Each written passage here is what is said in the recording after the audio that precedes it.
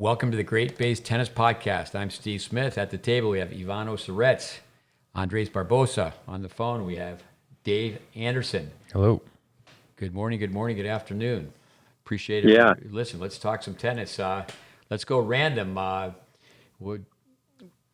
Center.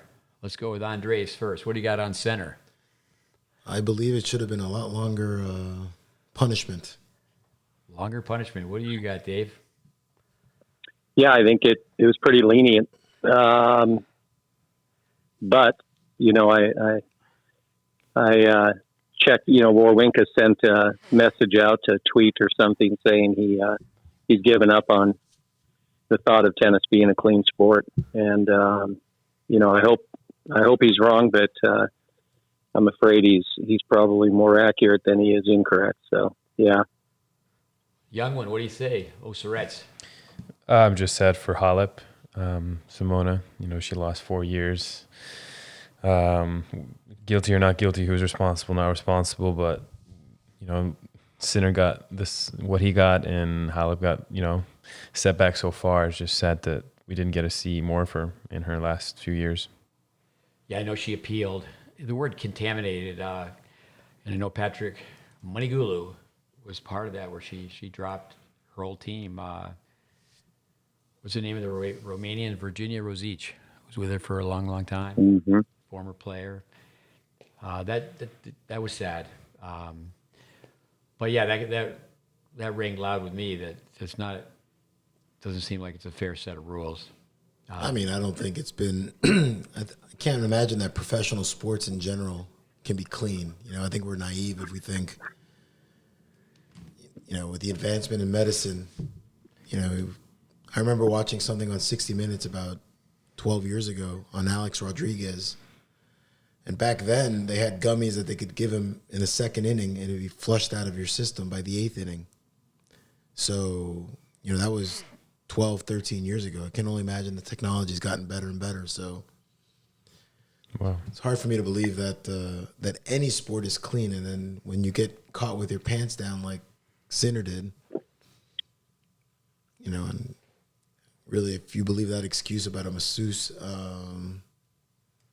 makes me wonder. But bottom line is, I just think that, he's not Medvedev came out against him. He also spoke out and saying that, he hopes that if anybody gets caught, they can just say, it was an accident, give me a month vacation, and let's go from there. So that's the problem. I just don't think there's any deterrent now for anybody to cheat in the future. Well, as the punishment, he wasn't denied any prize money or any time. He's not going to miss any slams. He played the Australian. He's coming back, and as you said, Andres, off air, he'll be right back in the swing of things as an Italian to play the Italian Open and tune up for the French.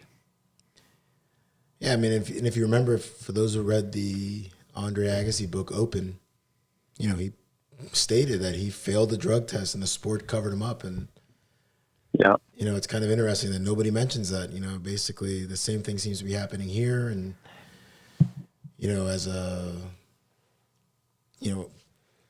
as a South American, I've seen so many guys from South America get banned for a year longer than a year.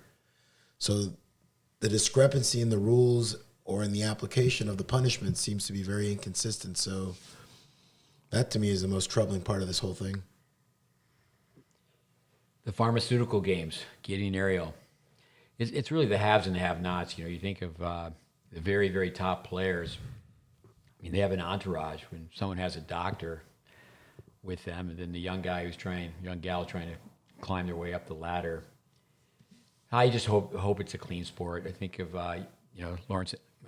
Lance Armstrong and Rafa Nadal having the same physician. Makes you just wonder. I remember when Andy Roddick used to have Lance Armstrong in his box. I think they were neighbors out in Austin. So yeah, but I think that was after he might have been busted, right? That's a good point. I'm not sure. Let's move on. Random. Why does your dad love Fonseca? My father is Brazilian, and he is all in on Fonseca. He was waking up early to watch his matches in Australia. As a good Brazilian, he has quite the animosity towards the Argentinians, so he was quite happy to see Fonseca win in Buenos Aires But yeah, he's all gung ho. I wish he would have been that excited to watch me. I was excited. He was going to play tennis at the University of Virginia this spring. What do you think, Ivan, about Fonseca? Just great to watch him play. I heard this funny interview with Alcaraz, and Alcaraz is known for hitting big forehands. And Alcaraz said, I warmed up with him and I was hitting forehand to forehand cross court with him, and my arm almost fell off. Alcaraz thinks Fonseca has a bigger forehand than him. But he has a great game. It's fun to watch him play. No, close to the baseline. The backhand can't get any better than that. It's big time. But yeah, the next gen. It was fun to watch him play. Let's move on to hockey. Four Nations. What did you think of the hockey game last night, Davey Anderson? Yeah, I mean, it was hard to go to sleep. The first, I think I sent you a text saying that I wish that there were some prerequisites to enter into the tennis culture. And I think, youth hockey is certainly modified from what we saw last night. But I really believe in some form of a contact sport, and for kids before they get into hockey. And to watch that, the Kachuk brothers just, you knew it was coming. And that first, I can tell you this, tomorrow at 6 a.m., the video of that first 9 seconds is going up on the TV, and we're going to watch it as a group of people. Intensity, passion. It's not about just the fighting. It's this attitude that culture has. And, I think it was an incredible game. I think, McDavid's comments afterwards, this is a long ways from over.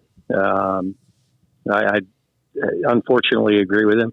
I think the USA has a lot of distance to go before this thing gets clinched, but yeah, what a game. In such a short tournament. For our listeners, there was 3 fights in the first 9 seconds. I think with Donald Trump being president, talking about the economics with the American economy to Canada, and say, well, everybody be better off in the 51st state.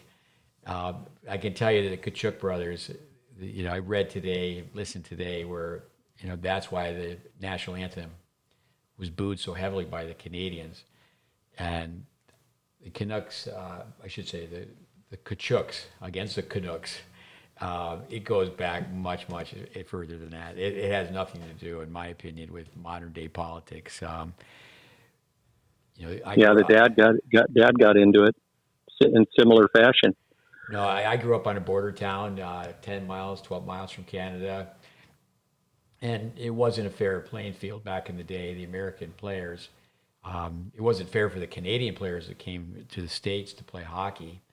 The kids from Ontario on the boys' side, the girls too, but the boys playing hockey back in the day, it wasn't fair for girls, but they went to grade 13, so that was a leg up. But also too is that American kids were restricted to playing high school hockey only. And that was back in the day where you played for your community.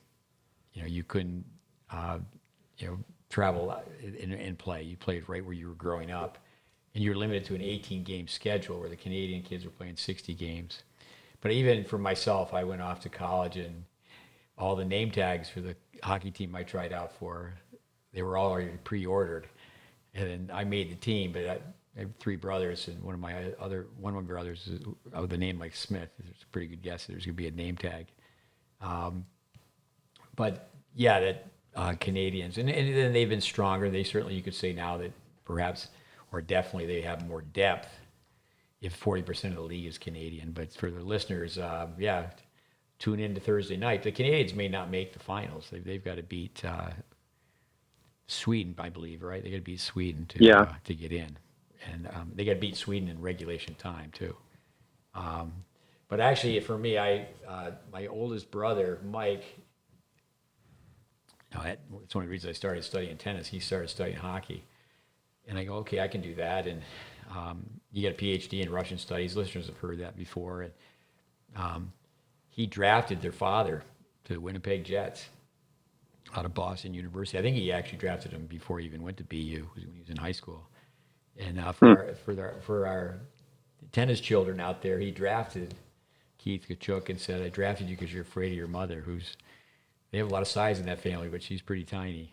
And but no, I think three types of sports: collision, contact, and non-contact. And yeah, I could just see a lot of boys. I think boys should all play, especially in their early ages. They should all play tackle football with equipment. What do you got, Andres? Make a comment. It was fun. I've known you for about 15 years now, and every year I say I'm going to watch hockey because of you. And last night was the first time I actually sat and watched an entire game with you. So slowly but surely, in another 15, I'll be an expert. Yeah. Ivan's got some Russian roots, and you tell us about your updated hockey knowledge. Go ahead, Ivan. It's refreshing to see the sport be played. I'm a growing fan, I would say. Being around you, Steve, for a little bit here, catch a game here or there, and it's refreshing to see how genuine the sport is, how the physicality is actually quite refreshing. And it's different than, for example, something like football, in my opinion. I'm also a growing fan of football. But the hockey is just, players are just flying on the ice and they just hit each other, and their fights can break out, and it's normal. And it's just nice to watch, nice to know that it still exists as a sport, and that's the culture, and it'll stick around like that. So I enjoy watching it. Well, you're challenged with your feet. They put you on a pair of skates. It's like if you put on a pair of skis, just every impulse, and you're going to wipe out. You're going to fall down. You got to use your hands. You got to keep your head up, or someone's going to knock it off. Although they had taken contact out of hockey until age 12. With ice hockey, I've heard it said that it brings the worst out in people. But they, I would say for the most part, they leave it on the ice. And the culture is very refreshing. There's so much honesty. I think there's so much more integrity. If Ivan would go back to a comment he's made on these podcasts before, what are your thoughts, Ivan, on a tennis commentator and a hockey commentator? Yeah, I had mentioned this previously, and it was just about when I started watching hockey. Tennis commentators are very neutral. They don't really, for the most part, most commentators are come off as very bland, very much the same. No one has an opinion. No one wants to give an opinion, even if they had one. And the reasons behind that are many, I'm sure. Whether or not they would like to try and find a job or be offered a job, or they just don't want to lose some credibility, whatever it may be. But then you listen to hockey commentators and they don't care. They just go at it and they say, no, this team sucks. This player sucks. They shouldn't have done this. This coach isn't that good, or this coach could have done better. They should have done this or done this. And it's refreshing how genuine the people are, and in terms of commentators, how genuine the commentators are. No, I do remember Raven Clausen, one of our students who has done TV. Now he's retired, and he said that I asked him if he wanted to be a commentator, and he said, no, I wouldn't want to sugarcoat it. I like to tell people the way it is. Profits are the obvious too. It's funny to, you could do a podcast on just the commentary that you hear, and kind of the profit of the obvious. I mean, it'd be fun just to play some of the comments and listen to the contradictory statements from the same person, 10 minutes later when the momentum shifts or whatever. And, they're not really substance-based often.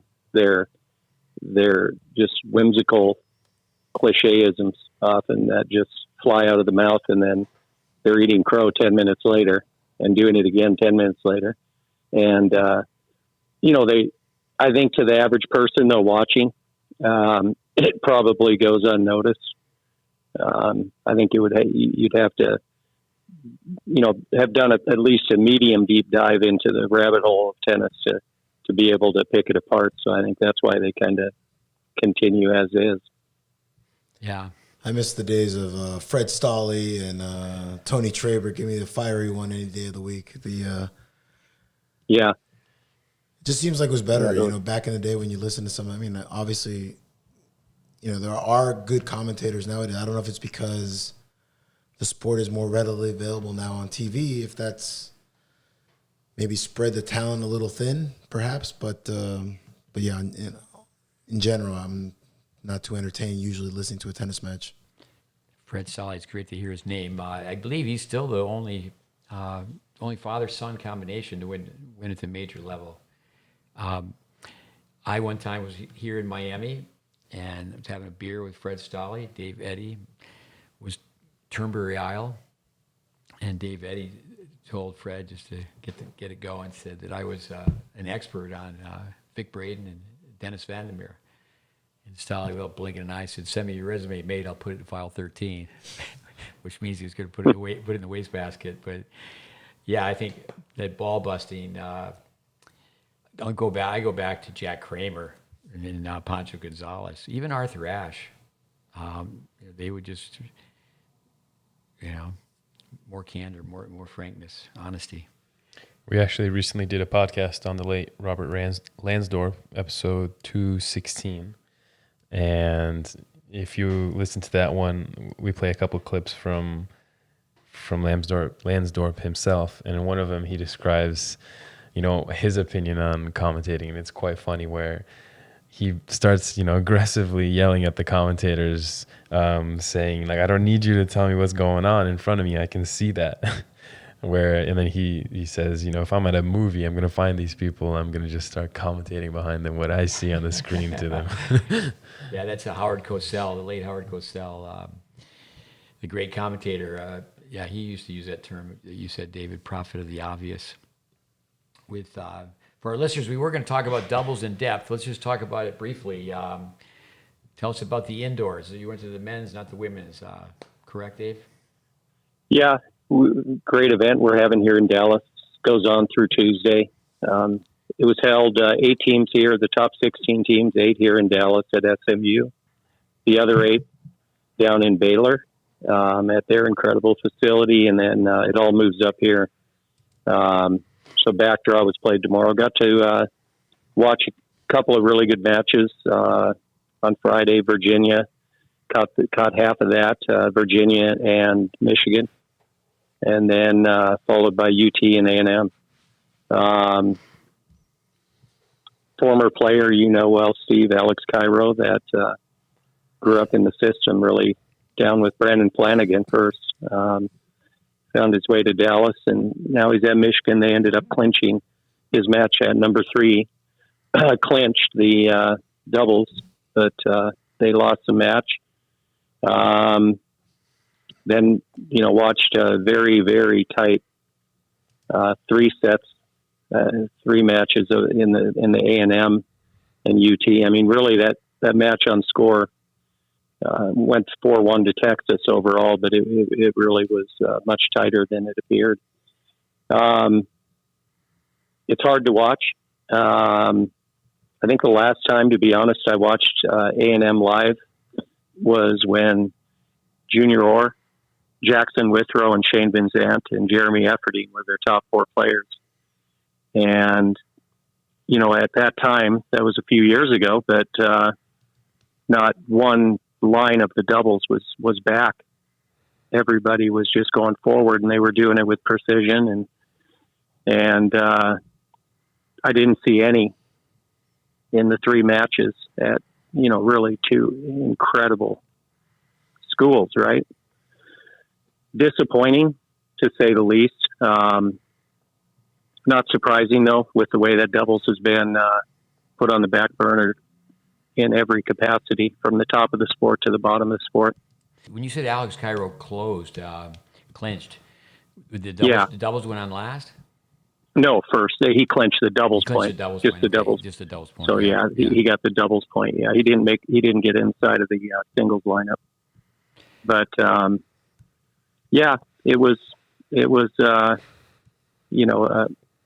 it's hard to put into words, how when you really appreciate the sport and care about it, and then you see 12 really talented guys out there, and nobody's coming in behind their own serve, not once.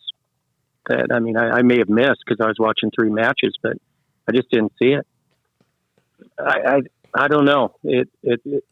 I think, some things have to change from the top down, and then other things have to change from the bottom up, and maybe they meet it along the way. But that part of the sport is really our sport in general needs a lot of help, a lot of energy, and a lot of strong movement to help the game of doubles. And but I think that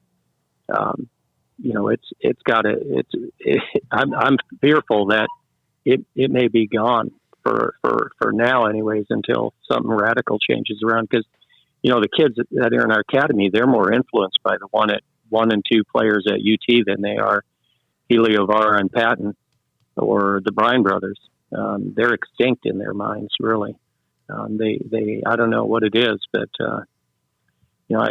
I think I'm not sure what sways the mind of a teenage kid. That I was hoping when Agassi and Sampras left the sport, I thought, okay, well, what a strong way to influence the next group of American athletes into the sport. They both hit the ball so cleanly and did so many things well, and then you get a totally different crop that got really good, but they're just they have holes, and so it had zero influence, it seemed, on the next gen. And like the Bryan brothers, I mean, we have one of the strongest visual pictures of how to play doubles just coming out of our country, and it seems to have had no impact. Well, I always say Sampras' last singles match came to the net 104 times, and people just want to win at every level. And Sampras, how could you miss the fact that he would, venture up to the net with the GreatBase, our curriculum, solid fundamentals. There was a match recently between Dartmouth and Indiana, and we had 2 players that were not in the singles lineup, but they're both in the doubles lineup. But it just makes you wonder. Let me ask you this question, Dave, Andres, Ivan. Do you think the coaches are telling them to stay back? I mean, do you think it's an assignment? I think it's definitely risk averse. I think people in general, are risk averse, and I guess they're going to feel like they play from the baseline, do what they do well. It's more of a 50-50, and they'll take their chances versus coming in, being in a situation where they're maybe not 100% comfortable. They probably feel the serve is pretty big. They're going to get a weak return. They can smack a forehand. But long term, I think they're really setting themselves up to, to not distance themselves from the competition. We're traveling through Florida. We spent some time in Delray. Actually, one of the Canadian players that one of our recent guests, Peter Cobelt, coached, we showed up and one of his players was practicing. Just so many things, but we didn't stay or didn't make arrangements to watch an exhibition. And Jesse Levine was playing. Remember the late Andy Brandy? He was working with Jesse. Jesse's originally from, I think, Ottawa. He's from Canada, but he played for the U.S. and had committed to the USTA, and then he went back and later made some arrangements to play for Canada. But obviously an excellent player, had an amazing record at the University of Florida. But he pretty much had a forehand grip on the backhand side. And I remember teasing Andy, saying, "Hey, your horse, what would Welby say about?" Because we both had a long history with Welby. What would Welby say about that backhand volley? And the popular podcast, I think it's number 2 on a list. John Isner and Query. It's fun. They self-deprecating. They just are telling the world. They're arguing like who had the worst backhand volley. And those 2 guys. I mean, those guys are giants, especially Isner, and the way they both served. They both played up one up, one back. And Andy Fitzell was in an interview room one time, and they were asked about not going forward, and they had just gone 3 sets with the Bryan brothers, and they felt pretty good about it. And they were saying that if they had served and gone to the net, there's no way they would have gone 3 sets. And they're 100% right.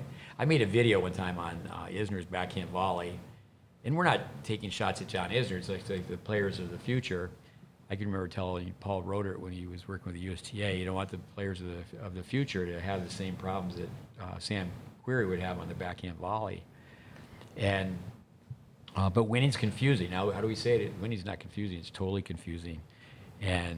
But no, it's amazing if they just did the math. I know Ty Tucker will say this, but if someone's ripping a forehand at a freshman's backhand volley, what are you going to bet on? And so in that sense, I mean, college tennis, you would say development's a crock. I mean, do they come out a different player than they go in? To Dave's point about trying to increase the interest in doubles, and for as much as I love nothing major, they really do a terrible job of promoting doubles. They basically diminish all of Jack Sock's grand slams and doubles. Yeah, because he has majors. They basically diminish everything.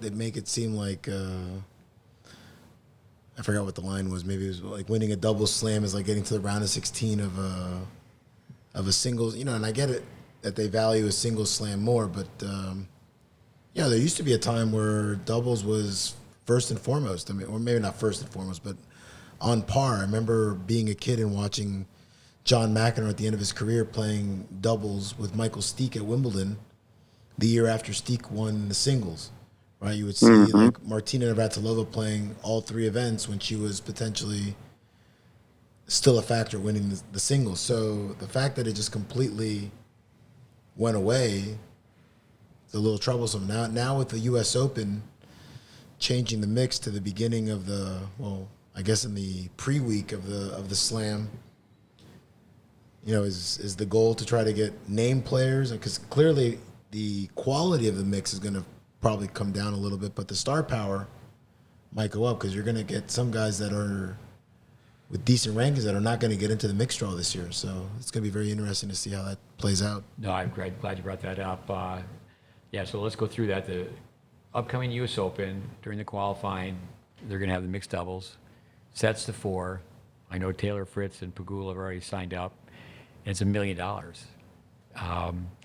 So in that sense, there's a positive. I guess there's 2 sides to every story that they're promoting doubles with.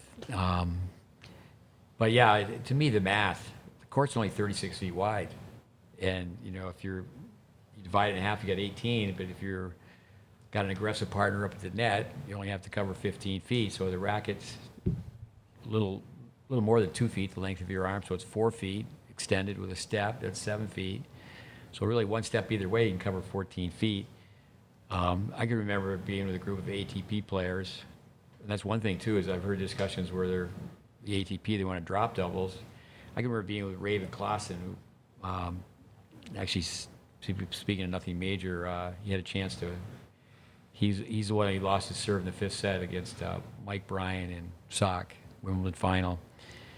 But at that point in his career, Raven, he was concerned about the pension, the ATP pension. But the math, a lot of them don't have very good mechanics at the net. I used to always say, well, they're volleying with a continental on both sides, but that's not really true now. I know Andy pointed out is that more playing with a forehand grip, composite grip, is like say a Nadal, how open the racket face is. But yeah, I think go back to Wawrinka and Federer not having played much doubles, and they win the gold. And they won it based on the fact that they could play conventional doubles. But, Nadal, he himself has said, it was such a fluke for him to win the gold playing doubles. But, that's why they play, but just consistently. I mean, a freshman, I just can't understand if you're going to have a kid on a college team for 4 years and they're going to leave playing one up, one back. I mean, I'd rather lose than play one up, one back.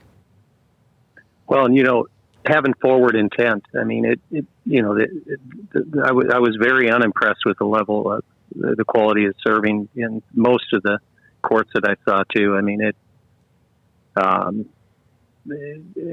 just ability to hit targets if they were even trying. But many of the returns, yeah, they were hit well, and they might beat some of these kids' volleys, but they were balls that could have been taken and followed up on. Use that first ball, like Coach Secker uses that formula up at NC State. It's okay, don't serve and go, but serve and have the intent to go immediately if possible. That wasn't even really there.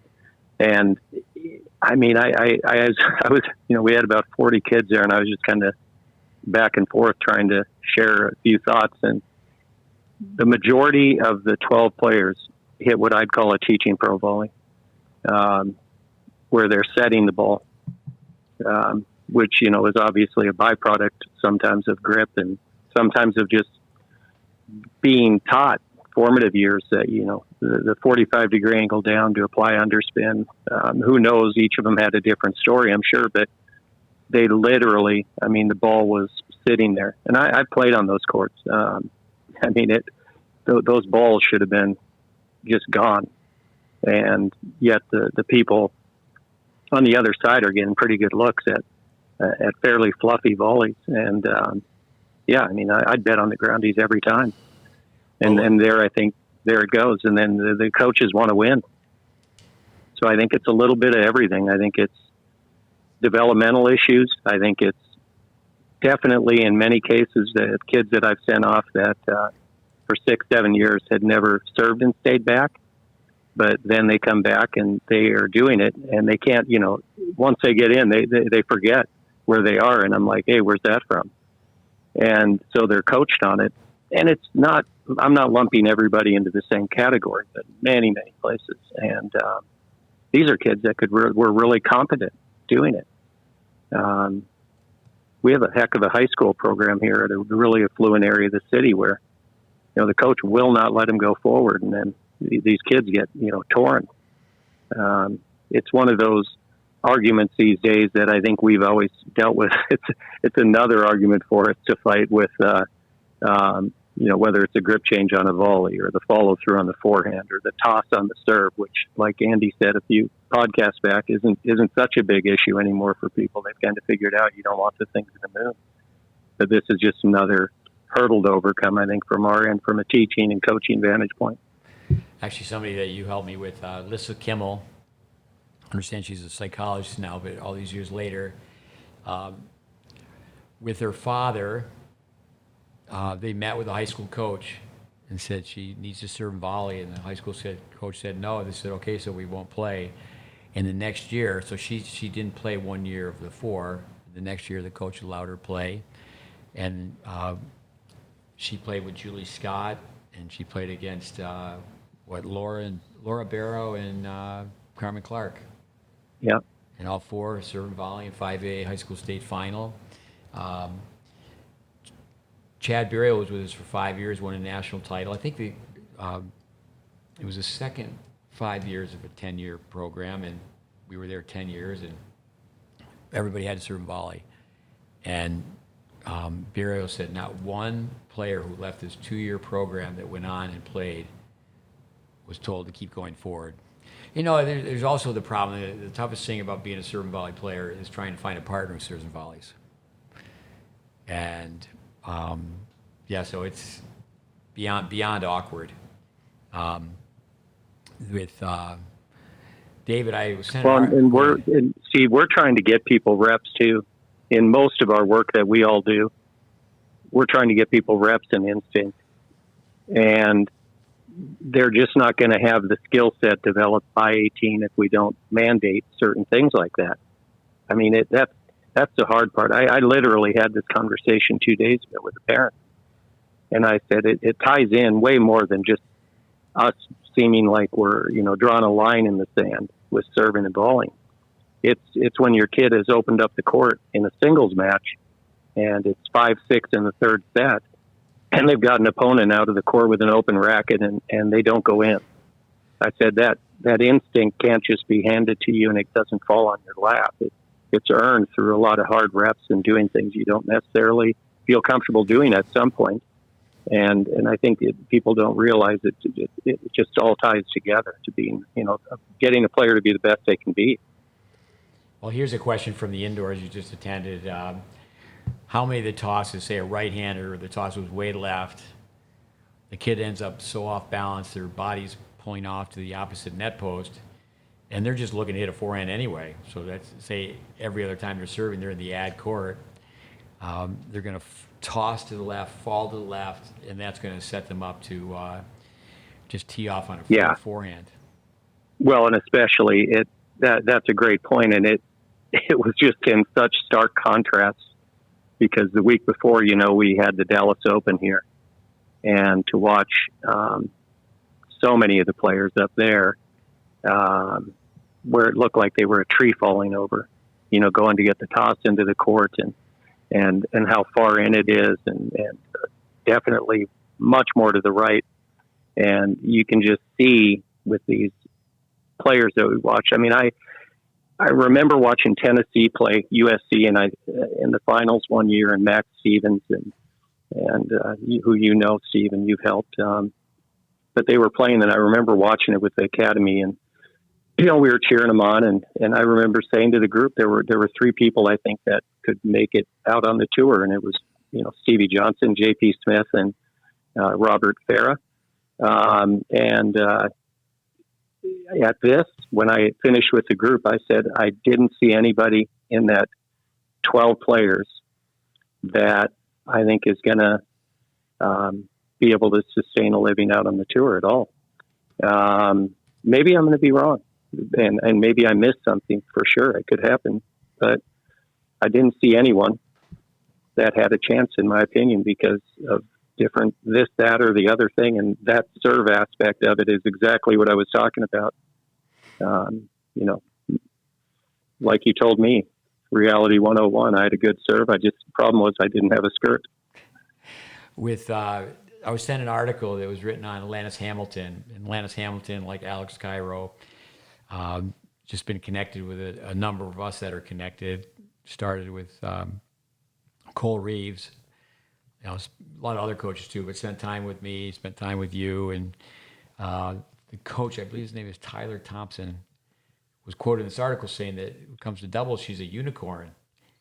And I don't quite understand. A unicorn means, well, obviously she's so different, right? And Sophia Patel, who was a guest on our podcast and was part of that program for 5 years, was lone captain, MVP.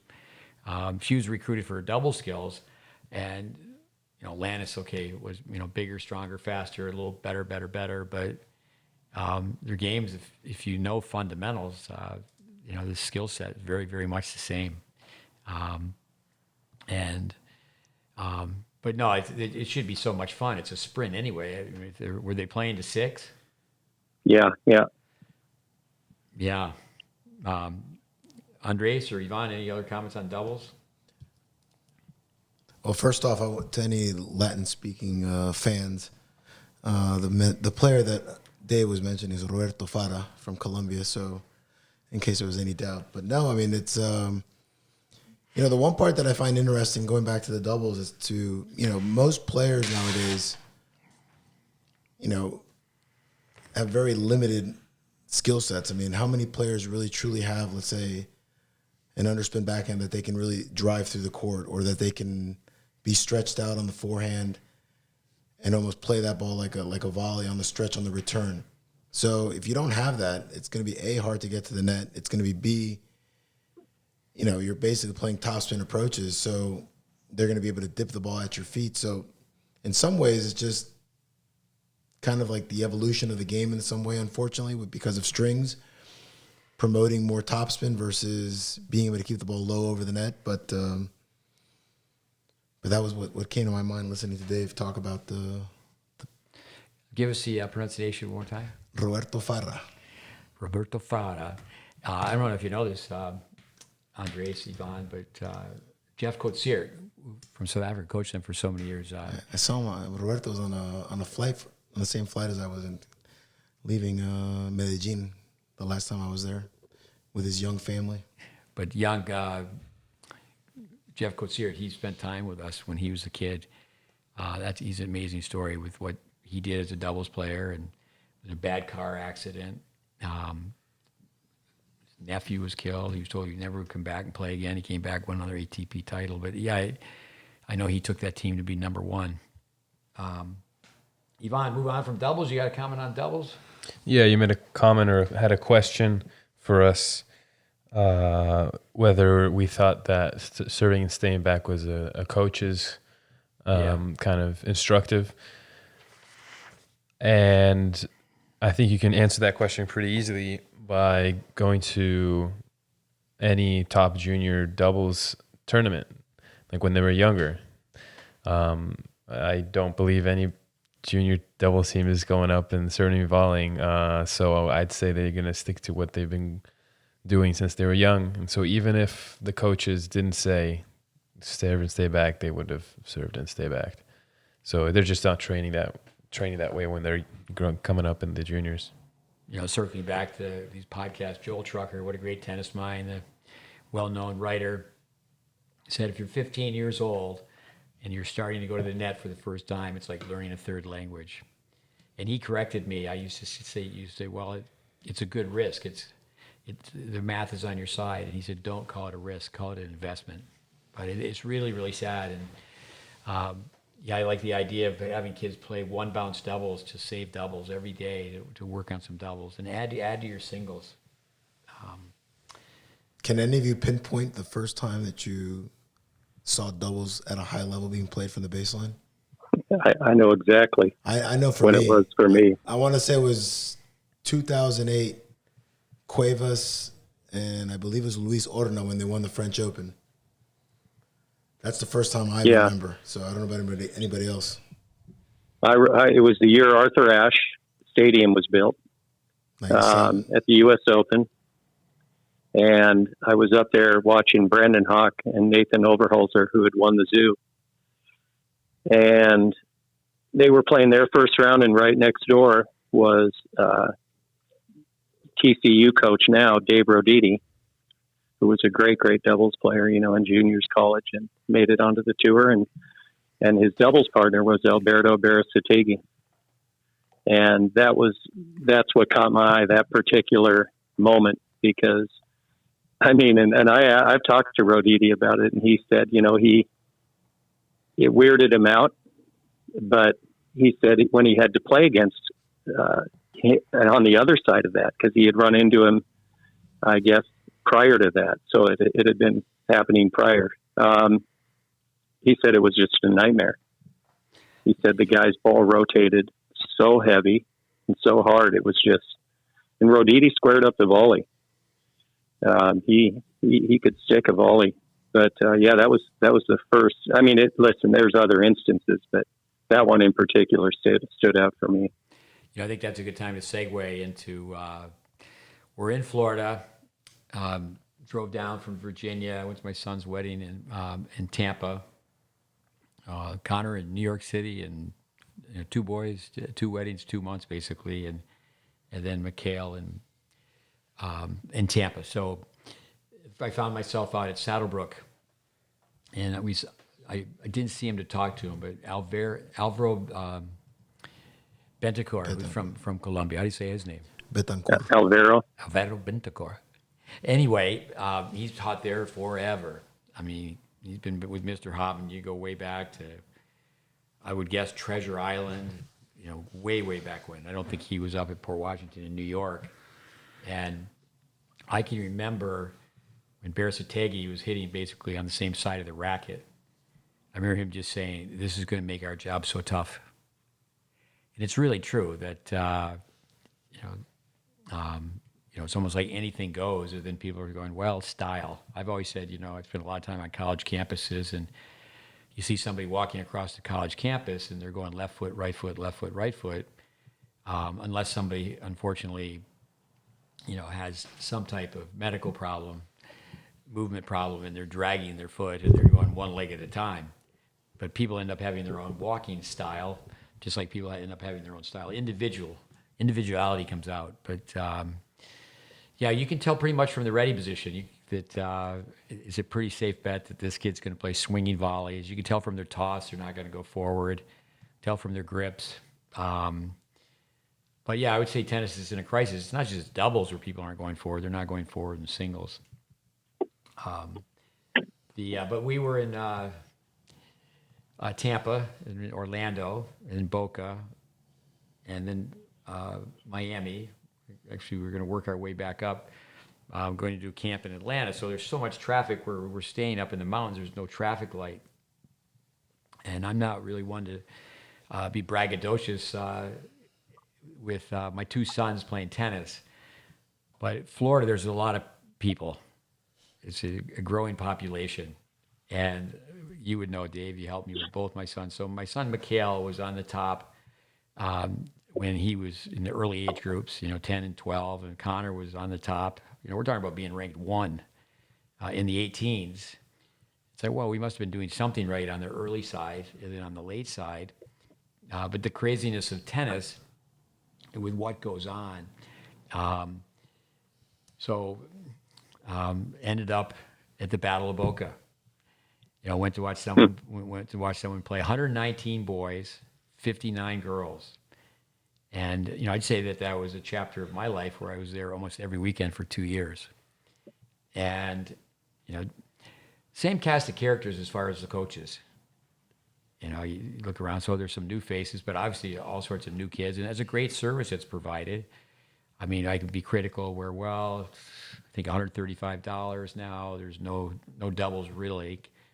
People don't sign up for it because that's also very expensive. Back draws, sets to 4, no ad, 7-point tiebreaker, not playing a third set on the front side of the draw. But at least, you can go and play different matches and play different players. But yeah, that ties into transition from comments on doubles not going forward, but singles not going forward. You see a lot of, the mind, mobility, mechanics, but usually the worst link is the mechanics. Well, and everybody tends to kind of glance over that, I think, at least in junior tennis. I think that, immediately parents will say they have a mental problem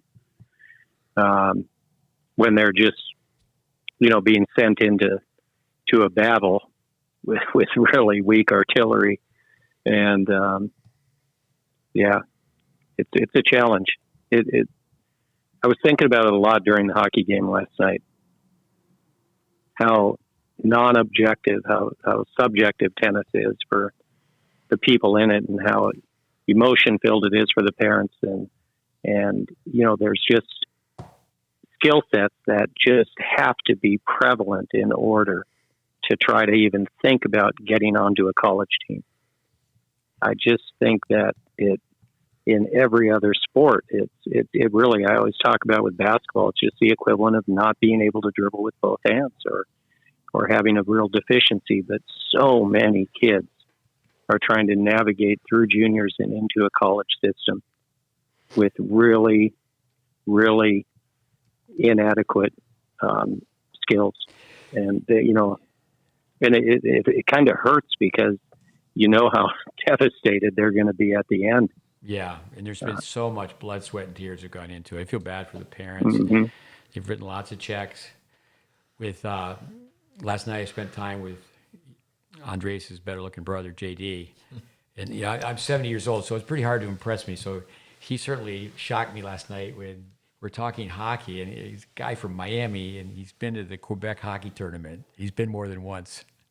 And he said that a friend of his, I think it's a 6-year-old son, might be a nephew, and he goes, he's been to the hockey practices, and he's talking about how well these 6-year-olds play hockey.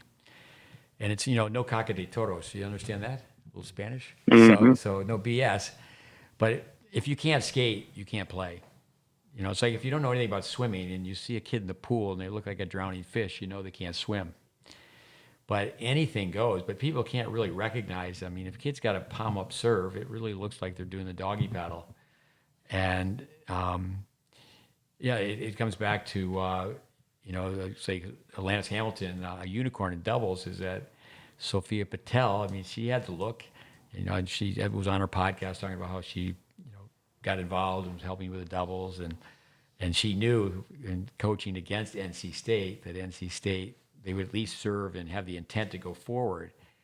And on the podcast, she told her coach, he goes, yeah, but they're a bluff.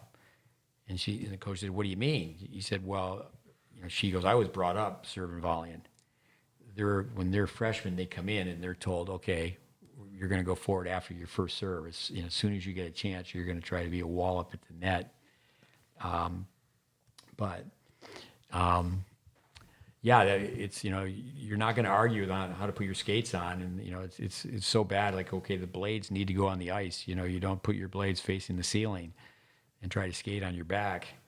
But it's really that bad when you just think about when you see someone, the way they're just hanging onto the racket.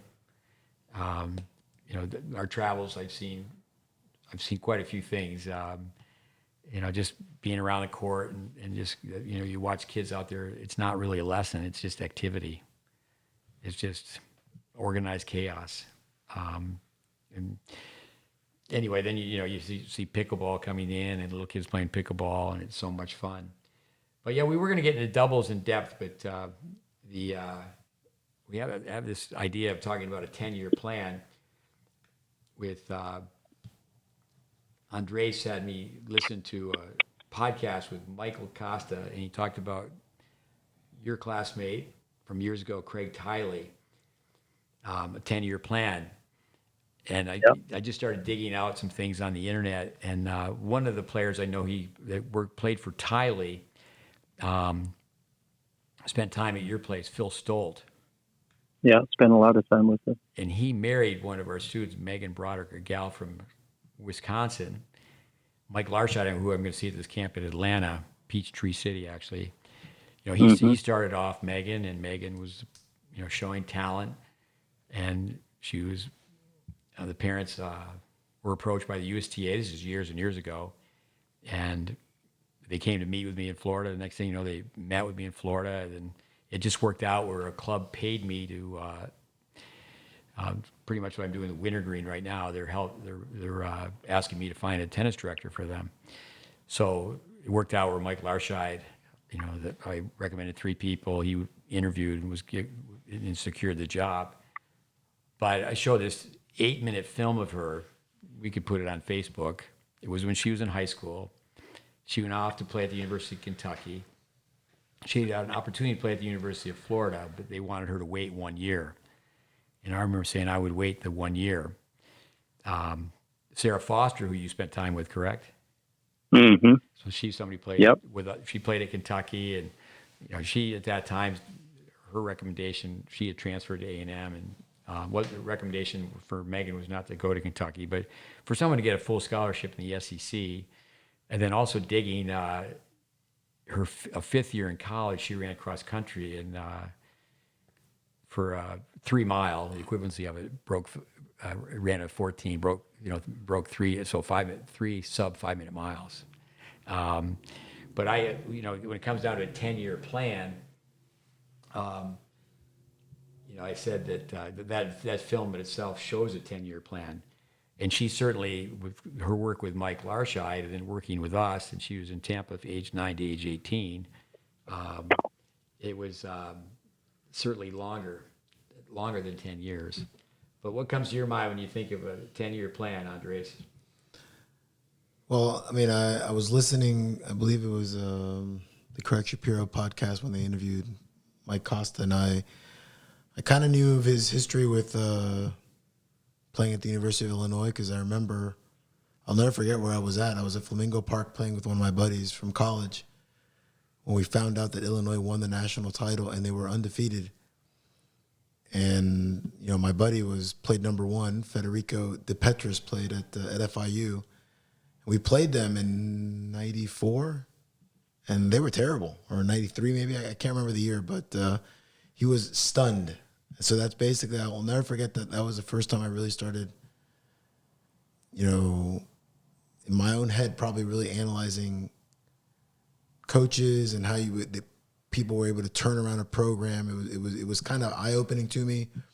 Then shortly thereafter, I started, seeing some articles written by Steve, and then a few years after that, we met, but that story was always fascinating to me. And then basically, I know I randomly bring it up with you, but listening to that podcast really wanted me to talk about it in depth.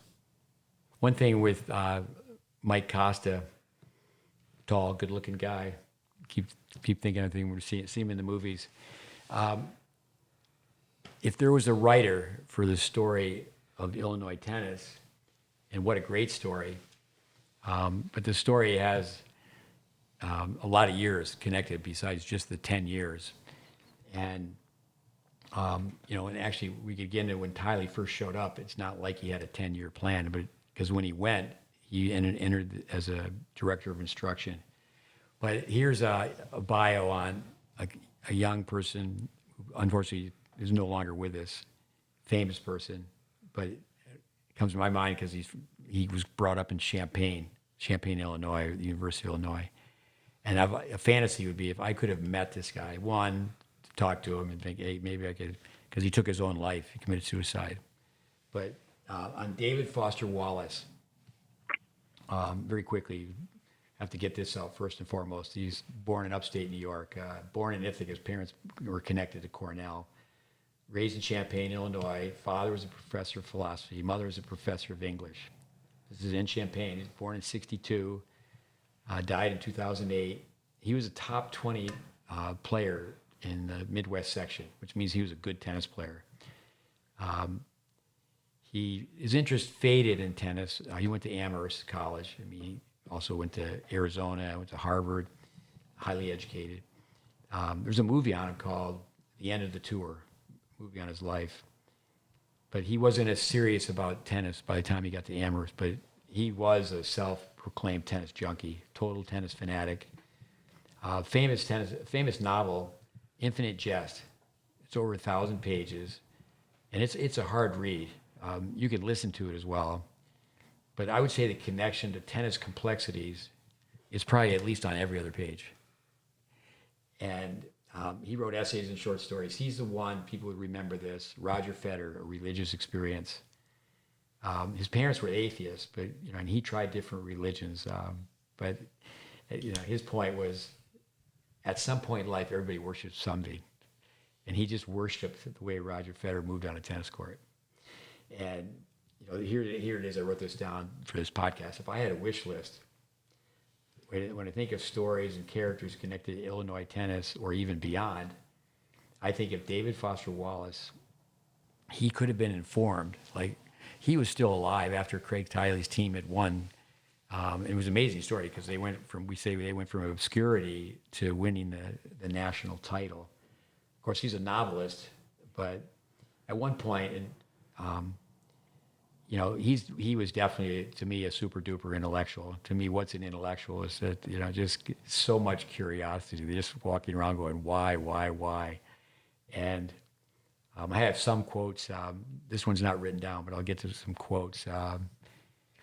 One of his quotes was, jumps into a cab and says, take me as fast as you can to the library, because he was a reading machine. His verbals, you just listen to him. You can get online. There's many interviews with David Foster Wallace. But from a writing standpoint, to say, okay, let's go back to the 10-year plan. Sometimes it's tough to get 10 minutes with someone. With my connection to University of Illinois, it goes back to the 1960s when my oldest sister was there getting a master's degree in mathematics. And it's just amazing. In the 60s, I can remember, for example, her mailing the media guide from the football team. And back in those days, you could not watch the University of Illinois. There was only 3 TV stations. And then how would a kid find a way to read about Illinois football? But I can remember Jennifer Roberts went through our program, and it was Carol Cars. And I remember having to convince her to hire Jennifer Roberts. And then Bob Todd, he was an athletic director, interim athletic director, and I remember trying to convince him. And then Ron Gunther I dealt with, but by that time, Tylee had the chance on an interim basis to prove himself. But coming back to the Megan Broderick, really, when you meet someone, ideally, I can remember years ago thinking, okay, I'm going to position myself so I could coach college tennis. But then I thought, well, I think I would be more helpful helping 8-year-olds than 18-year-olds. Because a lot of times, to get someone to play really well, when you meet them when they're 18, it's like, uh-oh. But yeah, that's our topic. So we're going to shift from doubles, and let's talk about 10-year plans. Go ahead. Let's go with Dave. Why don't you go? Well, I mean, obviously, feel fairly intimately connected to the 10-year plan, say, Tylee had, knowing that he, like myself, and I alluded to this a few weeks back when I said, had I not bumped into you in Tyler, Texas, that I think I would have been a still very busy tennis pro with a full clientele, but I wouldn't have had any results, or they would have come much slower. Even though I feel like I have a curious mind, the information that all of us on this phone call here, this podcast, but also all the people you've influenced, I think that the 10-year plan that was laid out for Craig, and the impact that it had, taking Illinois from winningless in the Big Ten to undefeated national champions over Vandy. That's no different. Like, to me, that's like, okay, if I had met Ashlyn Kruger at 8, but I hadn't met you back in the 80s, maybe things aren't the same for her.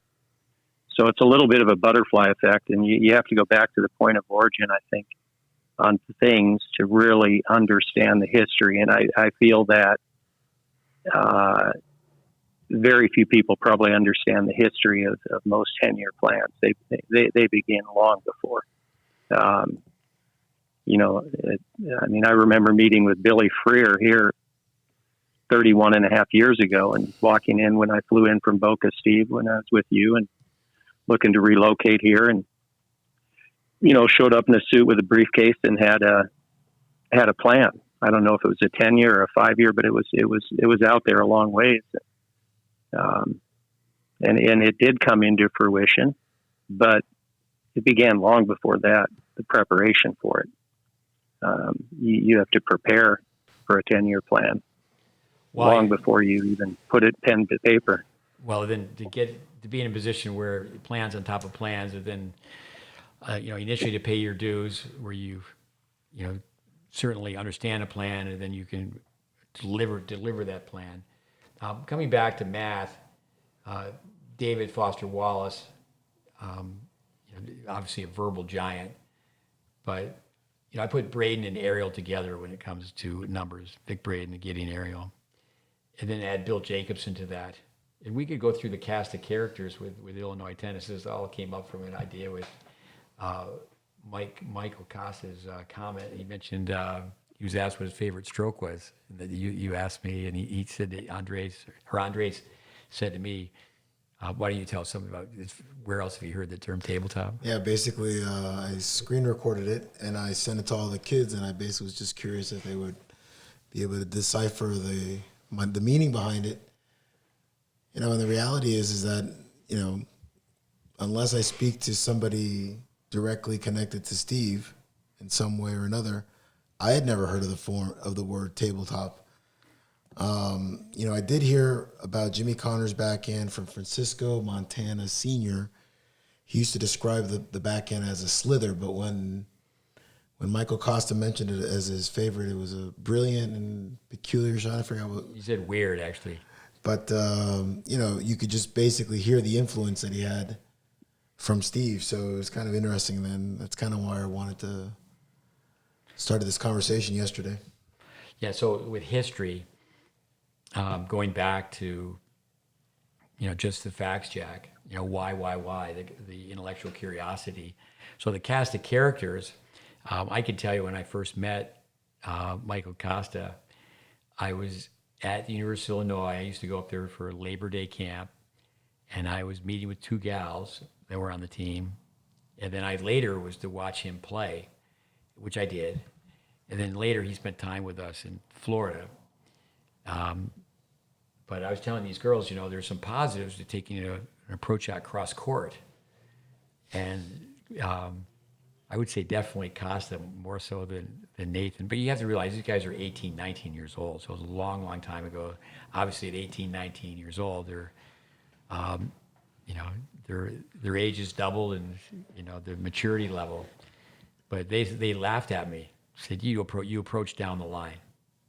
And they're laughing. And I said, okay. I said, but by Monday, you guys won't be laughing. You guys will understand the benefit of going cross court. Because they just hadn't put together that I, at that time, certainly had a much better handle on the information than Tylee did. But also think that Tylee, not to, you know, people need to listen to the depth of this, is that those two guys, their skills were not that refined. And Tylee was recruiting big guys, and he was teaching them to go forward. And then, you know, through Bill Jacobson and just like, you know, do people really know the aggressive air margin? Do they know 130 degrees? You know, your volley potential 3 feet from the net.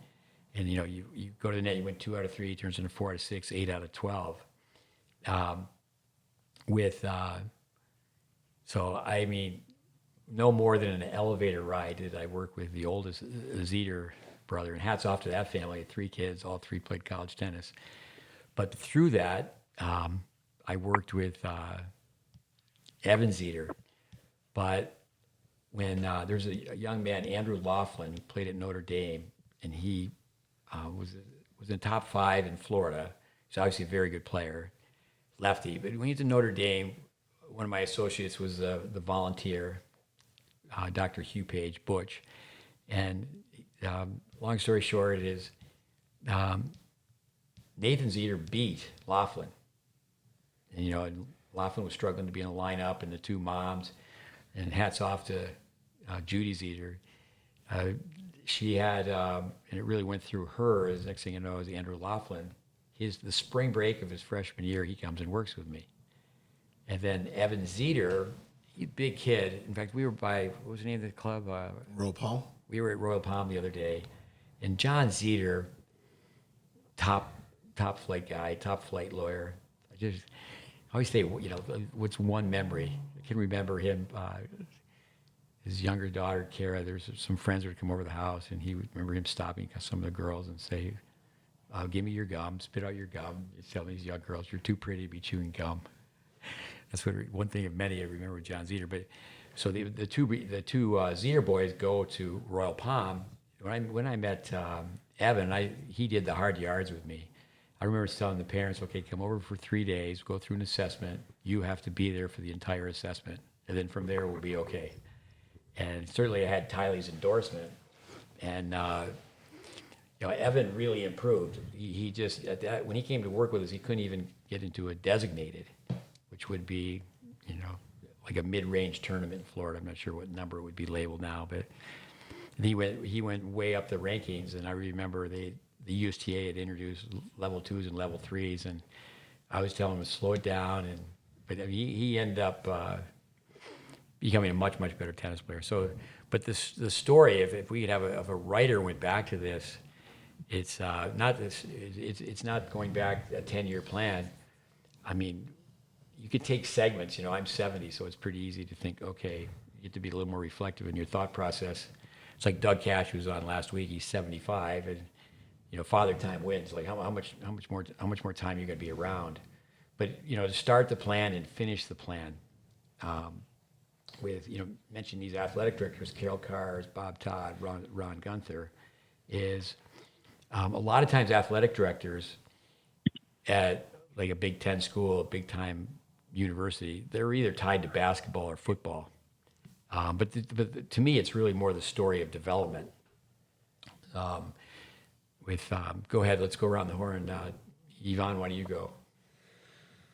Regarding 10-year plans here with Doug Cash, who was on last week, there's a quote that he had mentioned, 10 or 12-year plans are too far out. He said that you can always just delay it and say next year, I'll do it next year. Just something I'd remembered and written down.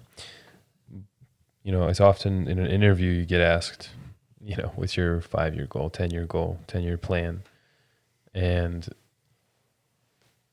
it's an interesting question to ask to see where someone's head is at, especially in terms of let's say if they're trying to get a job.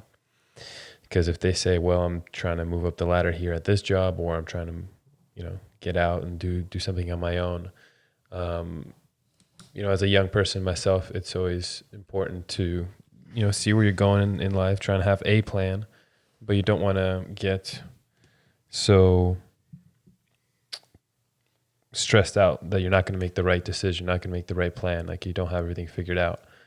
I was talking to my father recently, and for the longest time he said, if you have trouble thinking of what to do, where to go, if you have, you're just not certain where you want to go in life, you can just start going anywhere and you'll find a way and you'll correct. And there's a great quote that says, if a man not know his heading, no wind is favorable. Say that again. If a man not know his heading, no wind is favorable. So he's lost at sea. Yeah. That's good. Andres? Yeah, no, I'm just going to go back to the 10-year plan, or at least my thought process back then. I was a young coach starting, relatively starting out, and, I was pretty bright-eyed trying to figure out, like, how that happened.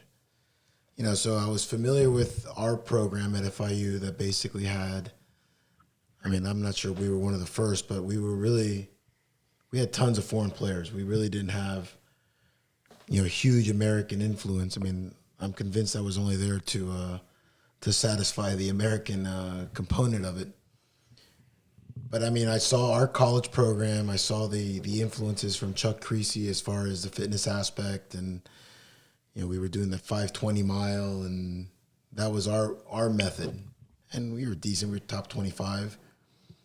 And then I saw the UM method, where basically had like Michael Russell, Ivan Rodrigo, where the big time school getting the big time recruits.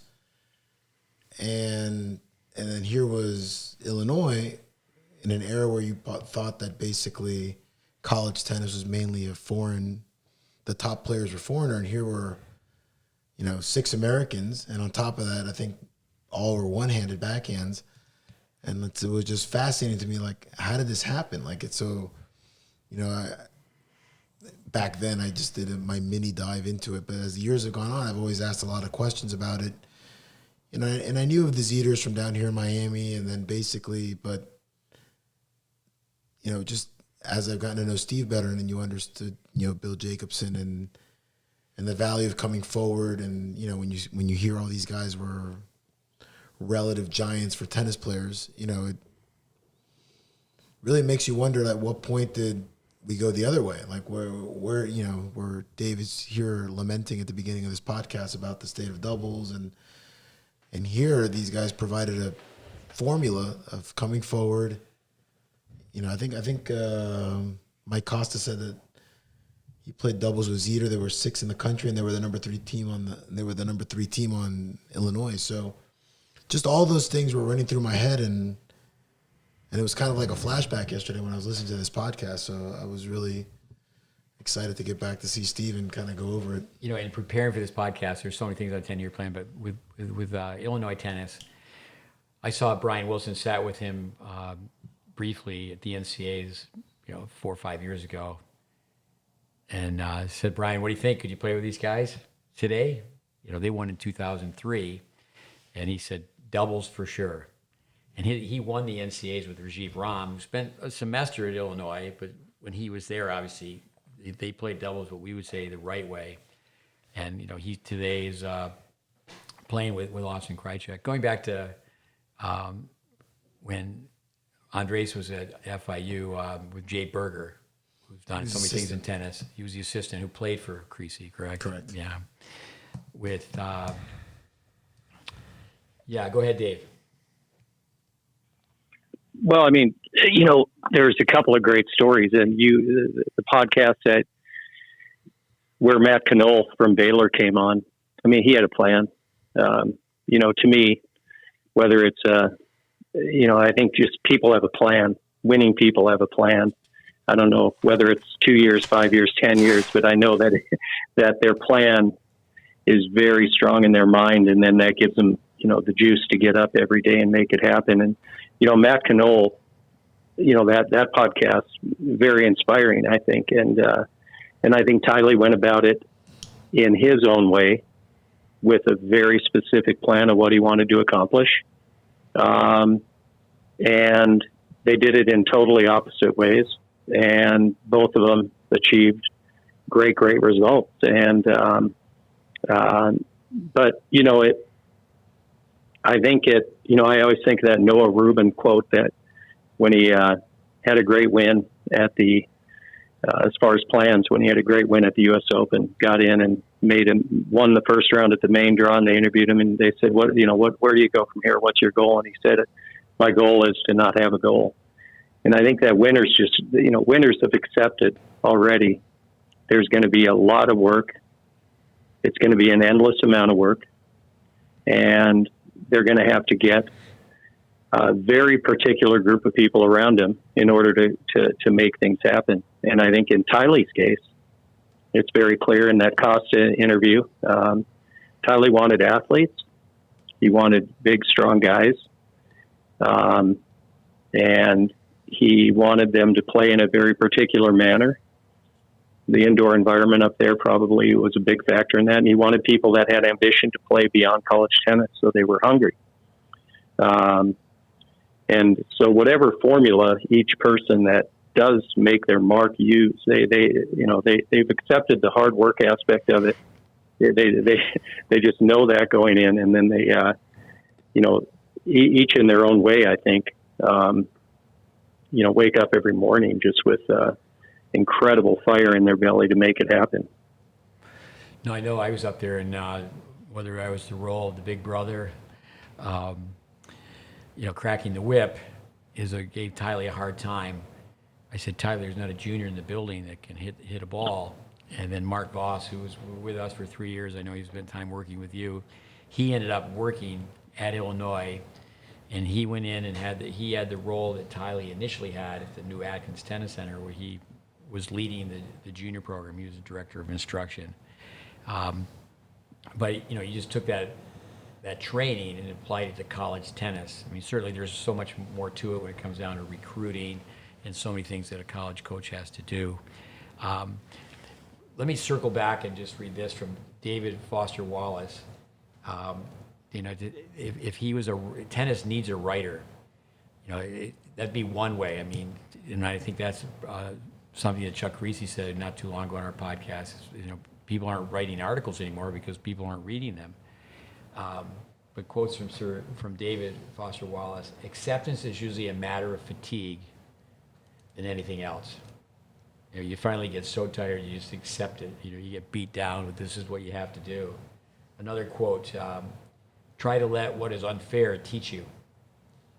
Another quote: you'll become way less concerned with what other people think of you when you realize how seldom they do think of you. The truth will set you free, but not until it's finished with you. Anyway, for our listeners, David Foster Wallace, you could YouTube him. There's some things that we could put on Facebook this upcoming week. I mentioned Megan Broderick, and just if people had the eye for how she hit the tennis ball. And I looked at that, it's a flashback. Okay, she didn't get off her front foot enough on the forehand, the contact point get up too high. She did really, really well. I would have loved to have had her gone to the University of Florida. And I said, why don't you do that? And I said, we'll send you to Europe for a year. And that never happened. Live and let live, great family. But I remember her playing Lauren Embry. And Lauren Embry, I believe she was down 4-love in the last match out, came back, won for Florida. So Megan was an excellent tennis player, but all those different things on helping people. I find what a 10-year plan is, start the course, stay the course. But I think what people are looking for is, that's where Kobe Bryant understood that you always work on basics. It's not like, well, I'm going to do this for the first 2 years, then I'm going to do this for the next year. And there's so many things that people really understood. And then the power of the written word. This gentleman who was a tennis junkie, if he was in Champaign and said, let me tell you the story of Champaign, but someone like that is so research driven, is to go back and, like I told Gordon Smith when he was the executive director of the USTA, Craig Tylee, at one point when he first went to Illinois, if Vic Braden walked in the room, Vic Braden wouldn't have known who he was. He certainly, just like you went off and went met him for a week here and a week there. That doesn't mean you really know Vic Braden. But you, like Tylee, I would say that you guys knew the resource backwards, upside down, and inside out. And that's what should happen. And people are always talking about future plans. I did a class with Dave Secker with the ITA, and the gal has come back to us and said, hey, let's do some things in the future. And I'm like, well, to be reflective, just circle back, and do people really have a handle on? And it's, Braden would be the first person to say, you don't need to mention my name. Physical laws, dimensions of the court. Do people know? That's the plan. Is in training young coaches or even training parents to be an educated consumer, is you need to know these facts so you're not blindly writing checks. Go ahead, Andres, why don't you go? No, I mean, basically now, thinking back to the podcast and just listening to Costa reflect on his career, talking about how he developed a love for the game early on from playing with the parents, and then basically, broadening out, and when he arrived at Illinois and seeing that, he had a lot of work to do, and that basically he maybe wasn't good enough to sort of play on that team right away. And, apparently what sold him was that 10-year plan as far as getting to Illinois. And, it just kind of, storybook finish. I always thought that Ben Shelton winning the NCAAs his freshman year with his dad cheering from the sideline was a storybook finish. But that 03 title is right up there in my opinion. Well, with the 03 title, I've got the names down here. Actually, I don't even need to look at the notes I have, but Ryler DeHart didn't play the last 3 matches. If he had played, it would have been all 6 players with one-handed backhand. But something else that we can put on Facebook is the last point out. They were playing Vanderbilt. It's amazing if you just know, okay, Chris Martin, Illinois, Vanderbilt 2003 NCAA championship. And boom, it pops up on YouTube. It's just amazing. So he serves and volleys. They were down 3-1. Came back and won. He's the last match out, playing at 6. And, he had 5 players ahead of him were all Americans. So Tylee could, according to him, he was interviewed, he could jockey the lineup. Actually, yesterday was a hockey day for me. There was 2 games on, so I just had a laptop and just looked some of these things up. But how he played that last point, we'll put it on Facebook. Serves and volleys, ad court comes in, and the way he hits a forehand volley. Now, the player was overruled, and that's how the point, all of a sudden the players all run on the court. But, one time with Chad Burial, just trying to help Chad, who's actually, as a college coach, won 2 national titles. 2 different times we made presentations at the ITA, the Intercollegiate Tennis Association, their semester break, their preseason meetings. And what we did is we had to dig, but we have all of it, is that we had Tylee's training where the guys on the team are drop hitting balls or shadow swinging in front of a mirror. Tylee followed me to Japan one time. I had gone before him, but he went over and made presentations. We have all that on film. And that shows a lot of the Illinois practices. And, there's even a clip of Tylee on our course, Tennis Intelligence Applied. But yeah, for people to see that last point, because he was their baseliner, he was more their counterattacker. Tylee, such a hard worker and intelligent but also clever. Bill Self is from Oklahoma, just like Chris Martin. And at that time, he was a basketball coach. And Tylee had him speak to Chris Martin. And his brother David played at Stanford. And I know I followed his career because he played with Scott Lipsky, who I worked with via Jeremy Wurtzman, because I spent a lot of time with Wurtzman when he was a young kid. Those guys played doubles together, Wurtzman and Lipsky. But then in the pros, David Martin, obviously a great competitor, but his style was certainly much more unorthodox. In other words, not so efficient. Not pretty tennis per se, but Everything that goes into the history of, that young guy, Chris Martin, serving volley, and you just have to see it where the elbow's out, the racket face is vertical. But I think that's where, like say the coach at Baylor who you mentioned, Dave, certainly Matt. Matt Knoll, that he is interesting now. His son teaches for Dave Secker, and now and through that now Matt Knoll, and I've talked to him either during the podcast or before and after on air, is he watching Dave Secker work and having his son now teach for him in the summer camps. He certainly is more connected now. He understands what Tylee was doing. But Dave, you go ahead. Well, I mean, yeah, the David Martin interesting story.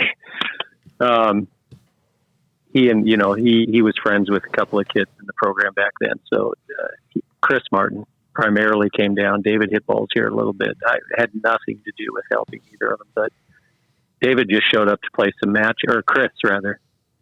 No, the older one, David, which was the younger one that won for Chris Martin was the Illinois. Right. Yeah. So David Martin, the lefty, very unorthodox, right? I mean, you wouldn't, he shows up, and I hired this new pro, hadn't really onboarded him at all. And, he's out with a big group of kids. Steve, you had visited the program around that time. And I come out to the court, 2 minutes after the warm up, and this new pro is working with David Martin on his grips. And he was already one in the country in 14s. But honestly, if you watched him warm up, you wouldn't have even thought he was, near that level. But he was just a fierce competitor. But I'll never forget that. I pulled that guy aside. He lasted 1 week here. We updated his resume and sent him off a week later. It was just going to be messy, and you could smell it from the beginning. But the 10-year plan thing, I was thinking about as it relates to players. It's so critical,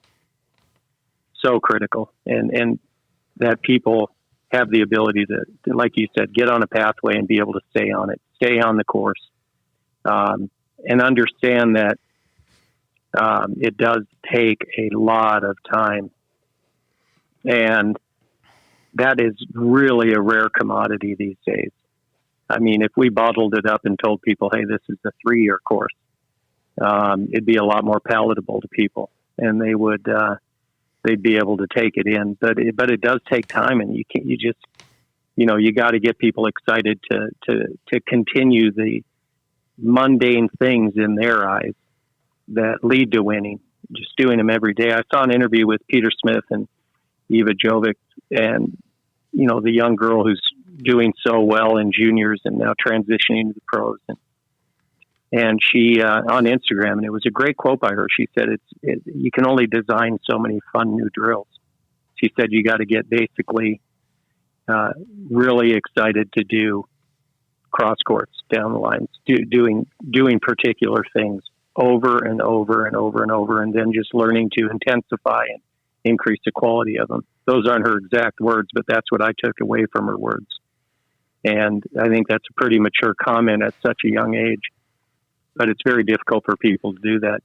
And I think it's even more difficult for coaches who, when you mention a 10-year plan, I would say by far, I would say 75% of the coaches that, I would think they're pretty good coaches for sure, but they just haven't done, their time in the trenches enough as far as internships or learning experiences. And I think they get a little bit of a handle on it, and then they think they got it, and they really aren't even close to getting it.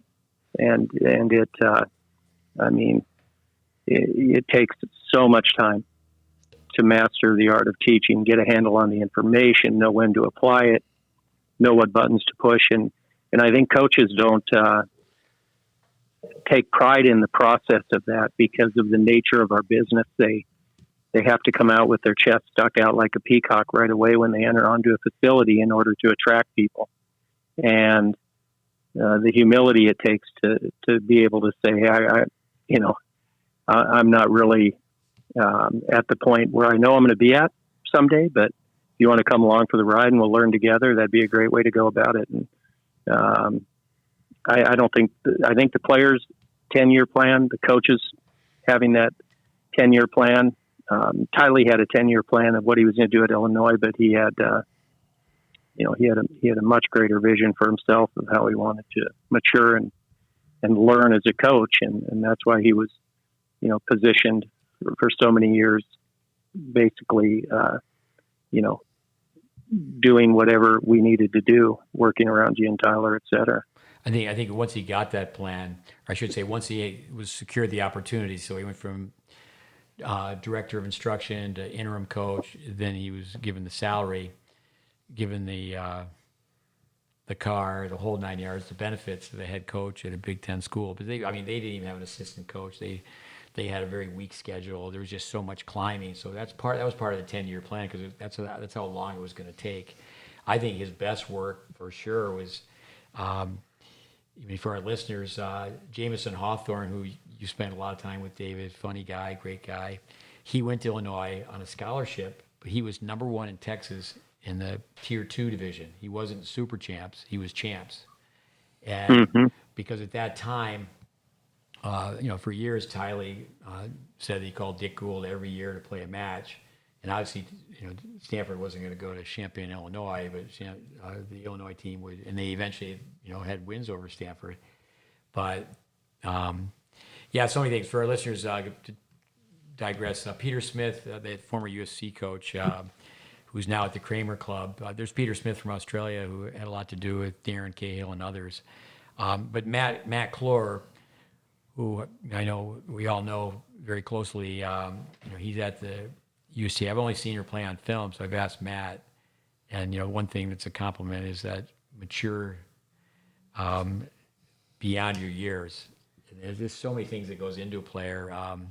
And I think the parents have to have, so like Wayne Bryant said, the 10-year plan. It starts in the embryo stage. Yvonne, what do you got from your corner?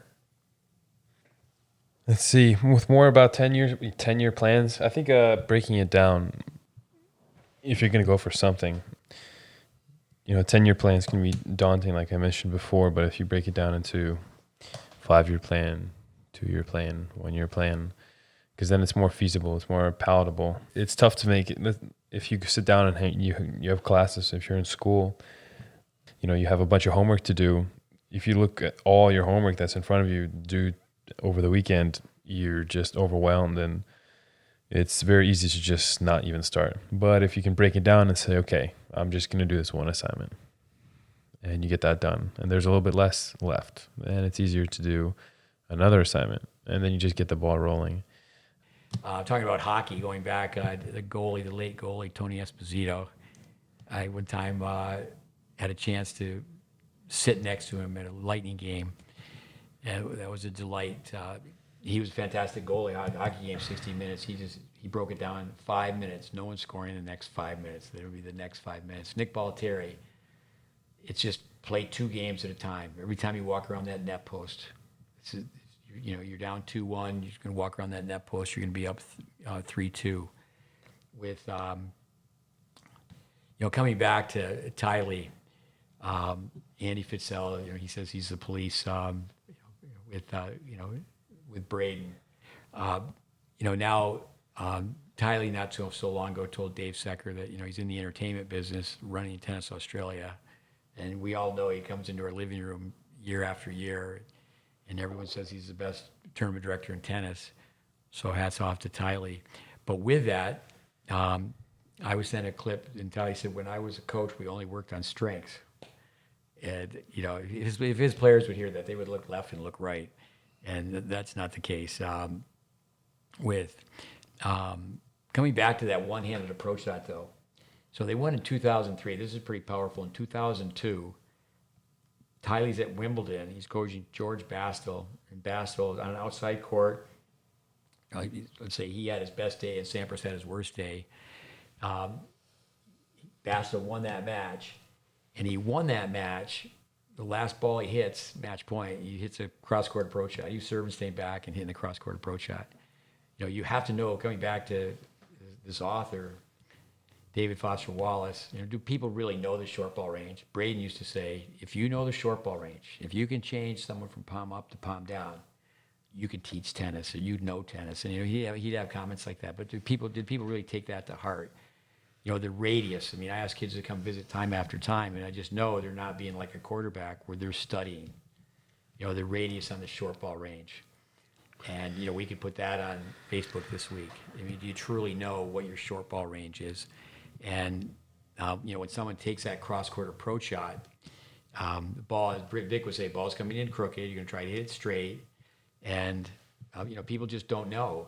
And, you know, I think back about Tylee. This happened when he was early on at Illinois with talking to a young Costa and a young Nathan Zeter, that people have to realize that in going through this, I looked at it, there's a quote from Evan Zeter about Craig Tiley. He goes, I don't think he sleeps.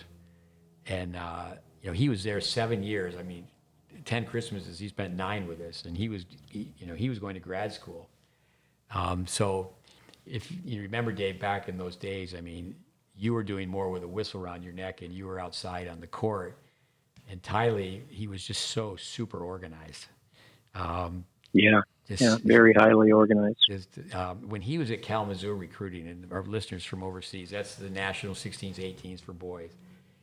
Every day he'd stand in front of that scoreboard, and you know, they print out the updated results, you know, day 1, day 2. So it's okay, I'm the third day of the tournament, I want to get the update from the third day and see who beat who and who's playing who.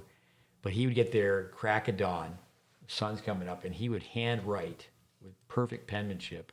He would fill out the draw sheet. And so yeah, he did so many things helping us out. But you know, just to work the information over and over again. But I remember making the videotape for Tylee, for Bastel, and being on the phone with the two of them. And that was just something like, okay, that's 1 point.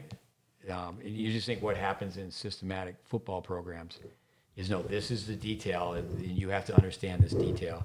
I just made a in-depth video for this 10-year-old Russian boy. I mean, it's pretty impressive spending the day with the dad. The dad was roommates with Djokovic as a teenager at the Nikki Pilic Tennis Academy. So I'm there supposedly, okay, I'm going to be teaching them, but I'm pretty sure by the time I left, I asked him more questions than he asked me. You know, so you just have to always be a lifetime learner and seeking information. Go ahead, Andres. Yeah. So after I, listened to that podcast yesterday, came here, spoke to you, and then I remembered about the letter that you wrote on Tylee's behalf. I guess, was it for the position of director of men's tennis for the USTA? Was that it, or? I don't think I wrote it on Tylee's behalf, because Tylee turned down the job with the USTA. It was a letter. You can find it. We put that on Facebook.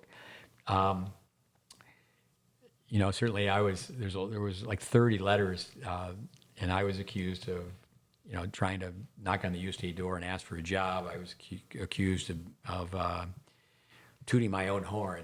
But it was really for American tennis, because Tylee was offered the job. Now, at that time, he told me that much better to work for Tennis Australia, because you're working for employees and you're in charge. Now, he first went over, he was director of player development. And he certainly had his opposition. Hewitt said, they needed to hire a mate. And, he's now a citizen all these years later. But, Paul McNamee, Jason Stoltenberg, he certainly, like anybody in any situation, especially in that type of position, had some obstacles. But no, the letter was written to have someone from the USTA, do some homework on, why did Tylee have the results that he had? Dave, for example, his first All-American, I'd have to think it was with Kerry Franklin at the same time. I believe they played doubles together. But it was Graydon Oliver, who you called Hollywood. And certainly a lot of people helped out Graydon, but he was so into technique. And, this is not research, but 99%. He went to Alabama, then he transferred to Illinois. I can remember John Cedar, who was becoming a student, obviously a very bright guy. And, his kids are growing up in tennis. He saw Graydon Oliver play, and he called me up. He said, I can just see it. You just see the tall. I mean, the guy, he played doubles on every court. I was looking up some of the rankings of these players. He got to be 29 in the world. And so, yeah, go ahead. On that letter, Dave, you remember that letter? Yeah, I think it's like kind of why we've referenced David Foster Wallace. There's always stories you talk about all the time. There's stories behind stories, and the infrastructure was already in place. What the USTA wanted to hire Craig for, they were really hiring him for the wrong reason. They all they saw was the surface level of Illinois becoming a powerhouse. Coach Andres Quijada, who is, I think, way beyond his years as far as wisdom. But, we were sitting there with some people that had come to the program recently, and he looked at the parents. He said, you're here for the wrong reason. He said, you're coming to our academy because you think there's good players here and you want to hit with them. He said, the players that you want to hit with have worked this, that, and the other thing. He said, your kids need this, that, and the other thing. And I think that's why I say that, because I think that's what attracted the USTA to Tylee. For the most part, that's what at least got the conversation going, is they only saw the surface. And if they had dug deeper, they would have realized that the training that Craig was fortunate to go through, like myself, like others, is what led to that project coming into the kind of success that it had. Again, with a lot of hard work by Craig and some other people. But so the infrastructure that could have really impacted American tennis if they would have dug deeper and said, okay, well, let's do this and set up this plan. And we had coaches in place and a system that, it took Craig 10 years there. If that had launched like at that time, I can say it with complete certainty that it would have had an incredible impact on American tennis. It might have even happened quicker because, like I said, it was already in place. There were already numerous people, trained as effectively as Tylee had been trained to coach. But I think whether it's, lack of humility, whether it's people trying to pave their own way through life, I'm not sure. I think we all go through it to some degree, but it's a topic that we've talked about on the podcast. I think if people are really upfront, proud, and in a good way of their coaching tree, and just very, direct on that topic, I think that could have actually taken place. Because his voice was much stronger than yours or mine or anybody else's in regard to the placement of who would go there. And, it may or may not have worked, who knows, but we'll never know. At least not how that one would have went. Well, Dave Fish, for the longest time, has said, now retired, longtime Harvard coach, that tennis has to improve in two areas. Now, certainly our efforts, we're trying to help tennis become more affordable, more accessible, just sharing information. But Fish, number one, is to improve the system of competition in the U.S. And the UTR was supposed to be self-rating. It was supposed to be genderless, ageless, and it now is just taken. He left the UTR. It's taken a total different direction. There's a lot of positives with the UTR, but it certainly is not pick-up matches and people making phone calls and playing everybody in their neighborhood, and it's like Wayne Bryan says, walk around the block, get on your bike, have your mom drive you a few miles down the road, play everybody, anybody, everybody. That was certainly part of the 70s, and that's gone away. But the other thing is trying to regulate instruction.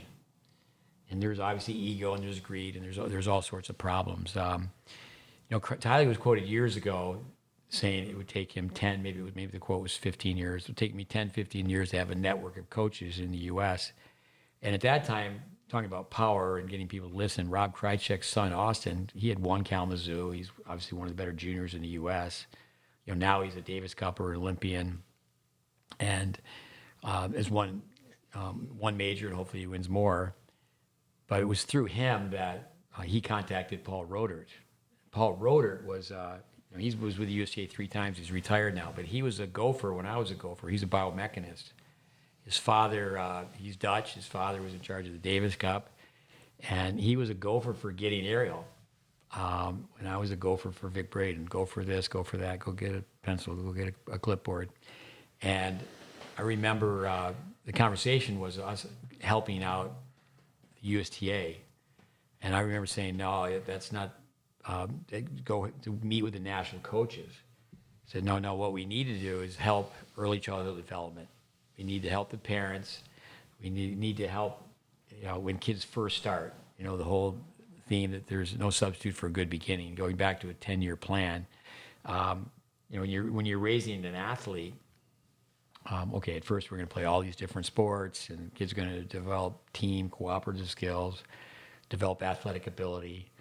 But yeah, then they have to have strokes. Coming back to that letter, from a player development standpoint, I in traveling one year, I was 4 months in Europe, and I was traveling with Jeff Lewis, who people know from Jeff Lewis Tennis. They know from our podcast. They know if they're looking for fun educational tapes online, they know Jeff Lewis. So Jeff and I were traveling, and known Jeff since he was a teenager. And they said, Jeff, I'm pretty sure that won't go one place. And we're going to Slovenia. We're going to, some out of the way places that people have not. A lot of people, you don't meet many people have been to Slovenia, or this place or that place. I said, I'm pretty sure that we won't go one place where I don't know somebody. And I remember meeting Mark Edney and others, and the Australian coaches on the circuit and that 14 and under circuit, with, it's you think of the USTA since 1987, the plans they've had, and the revolving door. Obviously, a lot of different people have worked at the USTA, to get people, okay, everybody's going to learn the Welby Van Horn balance approach. And, the Hot Shots program. Anyway, when you get to a position that Tylee's been in, certainly there's going to be a lot of criticism.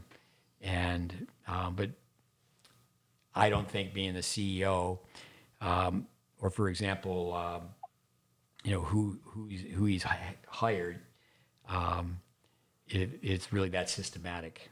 Are the results there? The tennis world, the world itself is becoming a smaller and smaller place. Go ahead, Andres. It just also made me wonder when he did go to Australia, what influence did he have with the juniors, of that era that were growing up. I don't know the exact time frame as far as years, but I don't remember there being like a huge, I'm sure he faced obstacles over there when he got the job there, as you mentioned with Stoltenberg and others. But it was interesting how he wasn't able to sort of replicate, and he kind of seemed like he got bumped up before he got fired as far as developing of talent. He got promoted into running the Australian Open. But it's kind of interesting how, for whatever reason, not having the network of coaches that you guys mentioned from Tyler, could that have contributed to him like not having the same success as he did when he was at Illinois? I mean, I guess we'll never know, but I was just curious to ask all those questions of guys like yourselves that were literally there, ground zero with him. Well, walking a mile in another person's pair of shoes. I mean, certainly he went in, as I said, as a South African, and okay, we need to hire Australians. But then also just think about, in traveling, I've met quite a few people who worked with Bernard Tomic in one way or the other, and I've been around him at tournaments. I can remember I put my hoodie up and I have the credentials at the U.S. Open, and I'm just eavesdropping pretending I'm on my phone, and I'm watching the entire practice with Darren Cahill and Bernard Tomic. You could go with any federation. That's where I think with Tylee is the Hot Shots program, and that was part of our podcast with that came up with Doug Cash. Help me with his name, Craig. He's an Australian who works with the USTA. Craig Jones or Miller? Craig Miller? Craig? No. Craig Jones? Craig Jones? We can edit it. No. Yeah, I know who you're talking about, but I can't.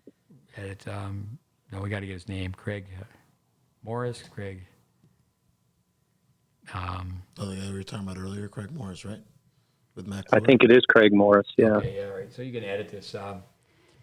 Coming up to the podcast last week with Craig Morris, the Hot Shots program, and then he came to the U.S. and the around the world, the red ball, orange ball, green dot ball, make it fun, drive the numbers up. I think you get question not only every federation but every program. I'm always saying to improve tennis. I think it's more of an individual by individual asking themselves, what are you doing to improve tennis? I mean, I think hiring, and I think there's pressure to do that. You think, well, who's going to run the Davis Cup teams? And with, you had Patrick Rafter, for example, who's not going to vote for Patrick Rafter? But then to get people again, so many people don't teach beginners. They don't have anything to do with them. And it's just kind of pushed down the line. And that's really a major problem in tennis. Braden says everybody has a right to be a beginner. And, there's no substitute for a good beginning. But Dave, your turn. It would be fun, wouldn't it, to have a machine where we could go back and look at that point of entry where he took the role of director of player development and see what transpired. And I remember videos coming out that were available online initially, an attempt at kind of having a version of the GreatBase. And then I remember it went away really quickly. And, to me, if you asked me and I was going to answer completely honest, I would say to you that when you asked about the why, Andres, I think it was because there was another 10-year plan in place. And I don't think that 10-year plan in place that Craig went down there with, in my opinion, was going to be one that really was going to be an on-court kind of situation. I think there was probably and it's not wrong. It's just, everybody's motivation is different, but I think things were calculated to probably work into the exact kind of scenario that he has worked himself into, again, through tremendous hard work, right? And nobody better at it than him.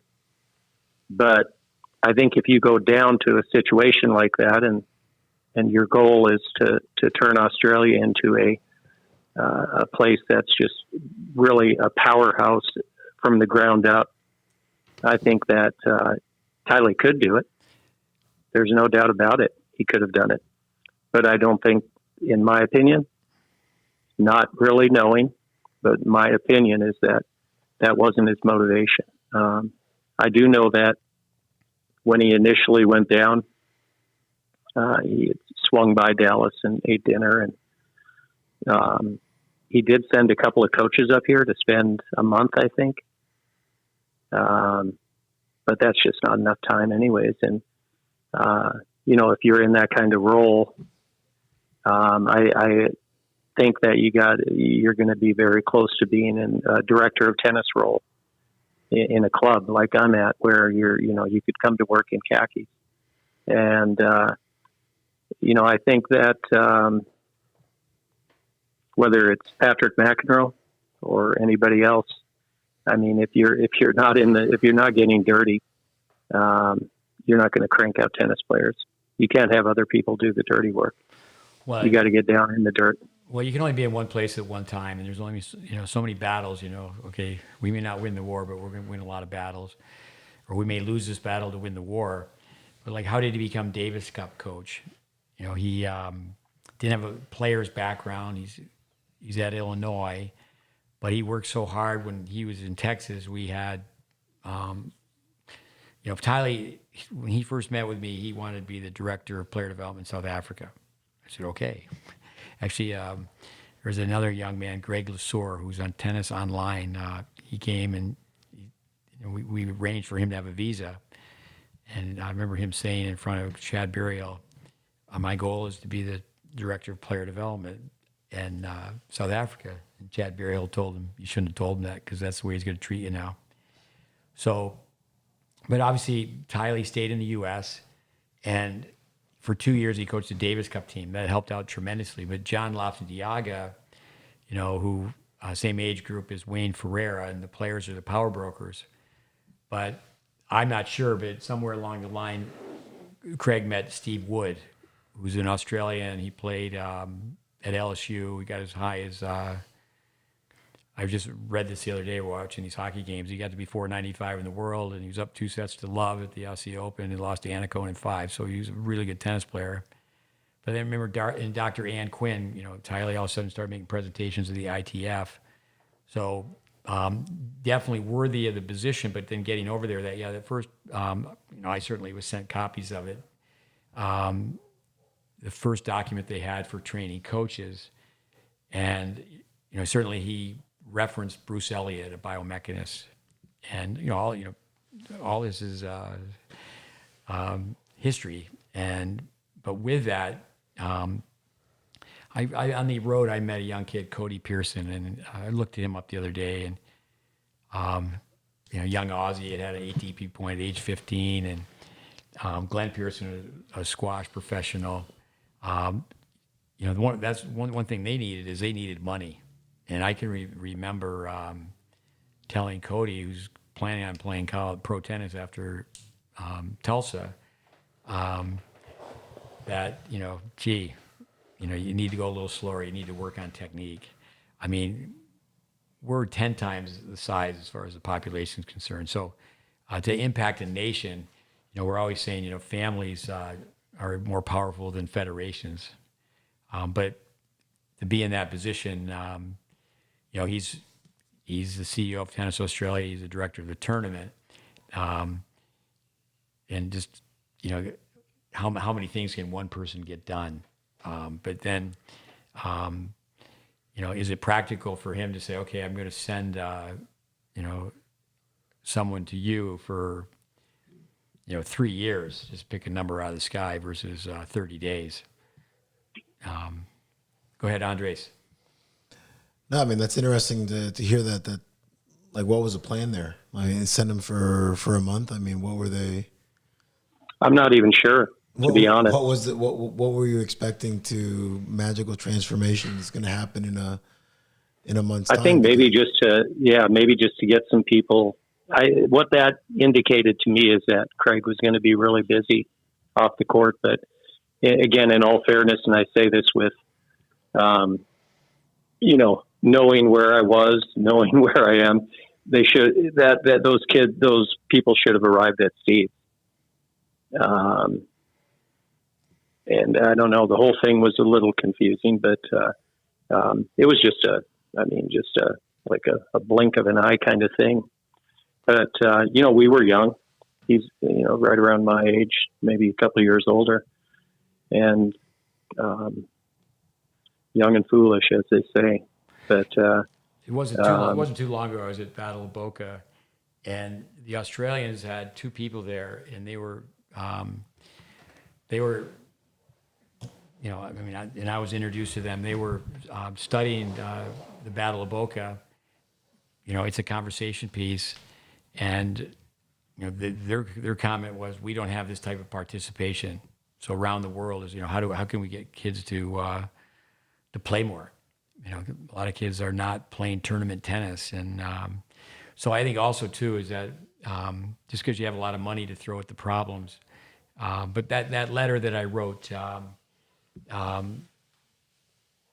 coming back to this writer I'm referring to, is that, and I think certainly, and this is a positive comment to Tylee. Tylee's a player's coach, like a Brad Gilbert. The players are going to love him. Not that you have to have your players hate you, but, some coaches go in, we're going to get respect first and love second.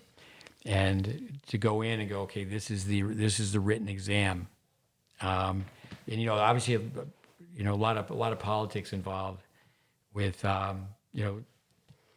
certainly I think the connection with Gideon Ariel to Vic Braden. I was spoon-fed with Jack Garoppolo by Vic Braden. Jack, he's retired now, but a leading biomechanist. That was a magic formula, Ariel and Braden, because you take a biomechanist who's not, and you've already said a couple of times, David, they're not out there in the trenches, truly applying the information to get someone to hit the ball better.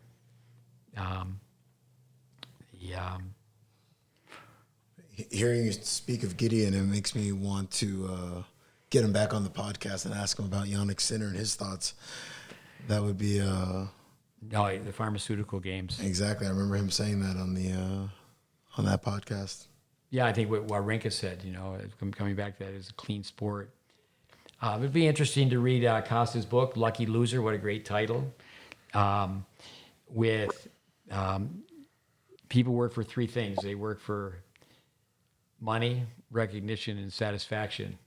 And when he was at our place training post-Illinois, and one time he referred to it as grad school, it was a pretty dark time for him because, it was tough. He hadn't played a lot on clay. Again, big guy going forward, playing indoor tennis. And, he was part of the machine. But when he left with Zeter, Tylee, the recruiting got stronger and stronger. So those two guys are very accomplished players, but then they bring in like a Rajiv Ram and a Riley DeHart. Actually, looking at it, there's a player, Pramod DeBeer. He's a founder and CEO of a company that helps organizations grow, scale. We need to contact him and tell him how can we do a better job with the GreatBase. We want to reach more people. But with that, Costa wrote a book, 101 Tennis Tips. But I can remember telling Costa, I told Vicky Duval, a very charismatic person, just like Costa. I was watching a hockey game on TV, and Costa's riding a Zamboni. And he's got a microphone, and he's telling jokes as he's riding the Zamboni. And, this is many, many, many years ago. Obviously, now what's the name of the show? It's on the Daily Show. So Daily Show, yeah. Yeah, I read an excerpt for, it's like I was top 1,000. He's 864 or something in singles, but he thinks he's top 50 as a comic. I think he's a little bit higher than that, but with telling him to study tennis, to really study tennis. And that's one thing with college coaches, with Tylee. So many little things. Like I remember Nathan Zeter was very smart. Tylee, Zeter was like 7 or 8 in the lineup, and he didn't tell me he was going to play until 5 minutes before the match the next day, and he ended up having a big win. And, Tylee did that because if he had told him the night before he was going to play, he didn't think he would sleep very well. So, all the little things turn into big things, and it's amazing how little things add up. A plan within a plan. One thing that the players did at Illinois is they all had LLCs. They were all going to play pro tennis. And there was a local kid from Champaign, Alex Hobson, really great kid. I think his father was professor of piano at University of Illinois. And he showed up at our place at the end of the summer, and he had been to France and he'd been to Turkey. And so I give Tylee the gears and go, this guy, what are you doing sending him to Turkey? He came into our place, and the guy stringing rackets beat him, and the guy sweeping the courts beat him. But he came back for the next summer, and I was up there training the coaches one Labor Day weekend, and he was playing anybody and everybody. I remember somebody Sujay Lama, I go, Sujay. He said, he's the nicest guy. Go play Sujay. And then Joanna Russell was the assistant women's coach. She had a Wimbledon title, would play anybody and everybody. And he just got better and better. But then, when you know someone well, Tylee, ENTP, is a planner. That's a descriptor for that brain type. He did had plans within plans. And, and from a recruiting standpoint, tell all the parents, this is what our players are doing because they want to have a career in pro tennis. Go ahead, Ivan. What do you got? I don't know Tylee very well. I've just watched Tennis Intelligence Supply. I've seen those clips. You asked me to find this one clip of him. You'd have to help me with the nationality. Japan? Yes, Japan, where they had doing the Zulu dance, and the information is the information. He had the translator translate to the group, and 3 types of strokes, grip, swing, body. It's all there, and it's very refreshing to see consistency. Well, the Zulu Warriors, I remember,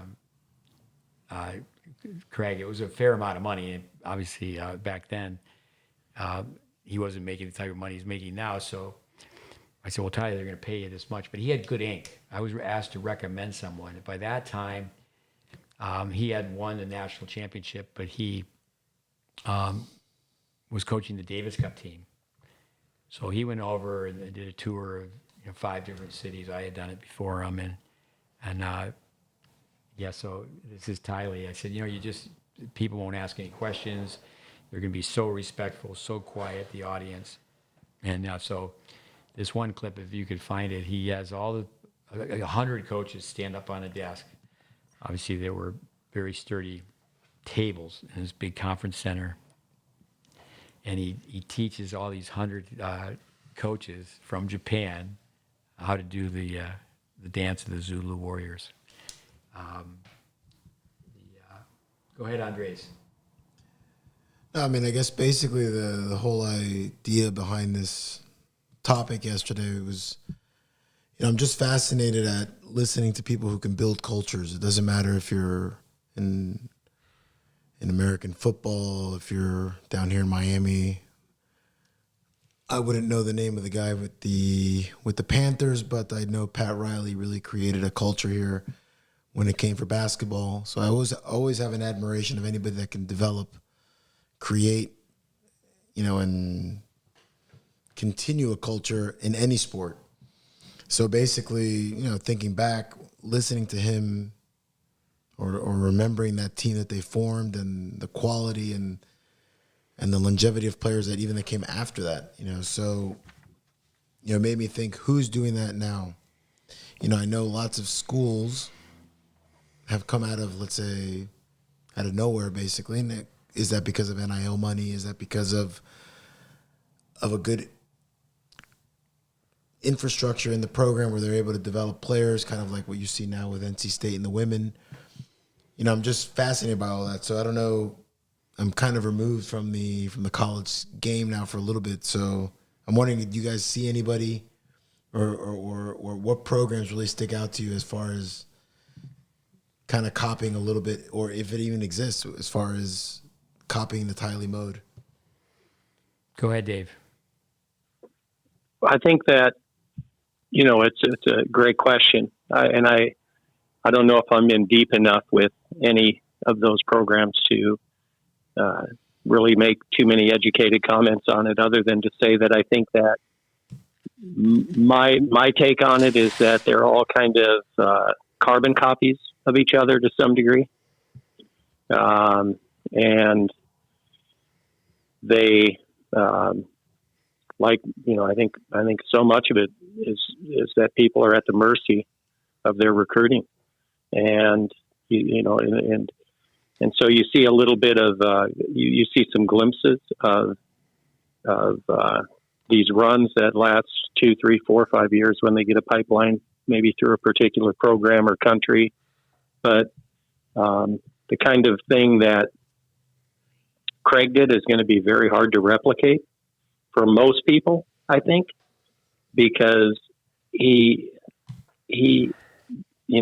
got people to buy in on a pathway, and he was able to provide, logical steps along that pathway that led to player development guaranteed.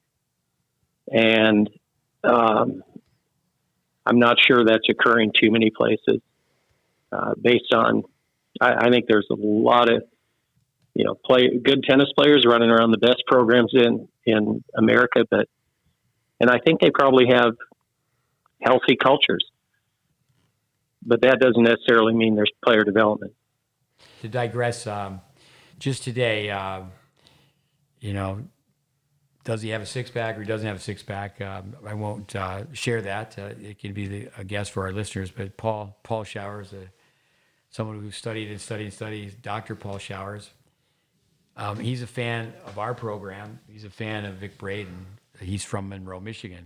Vic Braden, the late Vic Braden's from Monroe, Michigan. So yeah, I got a photo of Riley DeHart today. So I have sent so many things, and of course today on my phone. But the question, Andres, with college tennis, I'd say it's the same as academies. What academy can you go to on planet Earth where they're going to tell you, okay, we're going to take 100 steps backwards. We're going to film you. We're going to rebuild your game. Kids are going to academy, say they're in junior high. College, it's always interesting. Some people go to small colleges, like in football and basketball. They climb their way up to the NBA, definitely the NFL. Why is that? Why don't you see someone go to a smaller school? I remember being at a pro tournament with my son and Joe Salisbury. He's from England, and he was playing. He went to the University of Memphis. I saw him play at the University of Memphis and serve and volleyed every ball. And what an athlete! What great technique overall! Like really, really solid. But the people didn't really, the talk among the players, oh, they're really nice guys. They're from the University of Memphis. They weren't really giving him a shot. But I don't think that people are looking and go, let's really look at their serve. Let's look at their forehand. Let's look at their backhand. Let me go back to Evan Zeter. A lot of times you'll see him in the booth with Coco Gauff. Listen to him on a podcast or interview. As I said, he's with New Balance, high position.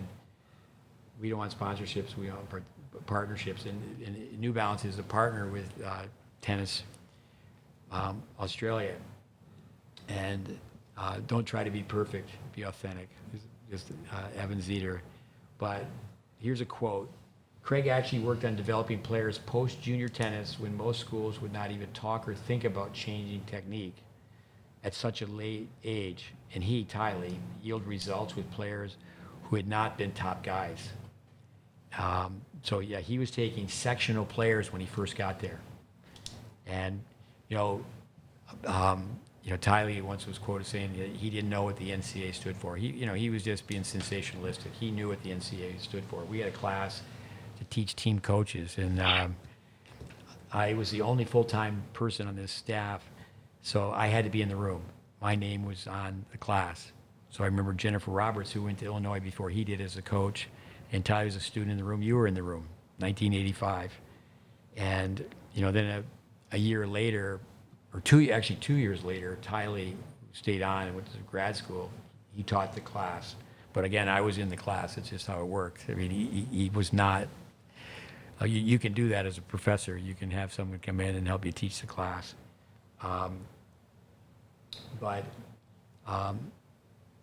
Tylee recruited size, and he had people go forward, and it was principle based, and with the doubles.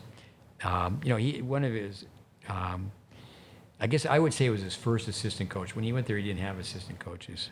I remember one time he went to the University of Tennessee, and there's things he didn't know being in South Africa, and he was interviewed by the famous Johnny Majors, and so Tennessee offered him a job, and then he went back and said, hey, I have this job, and if I take it, I can have a full-time assistant and this and that. And he went from having, at one point, no assistant to the highest paid assistant in the country.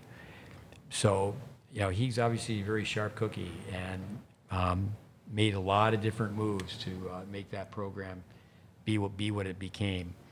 I remember Bobby Bayless saying one thing about Tylee is, he didn't marry until he was older, but so people knew that he was working hard, but I don't think people knew, and to this day would they really know that he was working differently. And and it's a lot of people say, what are we talking about? This is all ancient history. But you were just at the National Indoor Doubles, and the way they're playing doubles, you could not convince me otherwise that you need to go back to the drawing board. People want to win, but these kids get recruited to top schools, and there's the players, the Cameron Norries of the world, that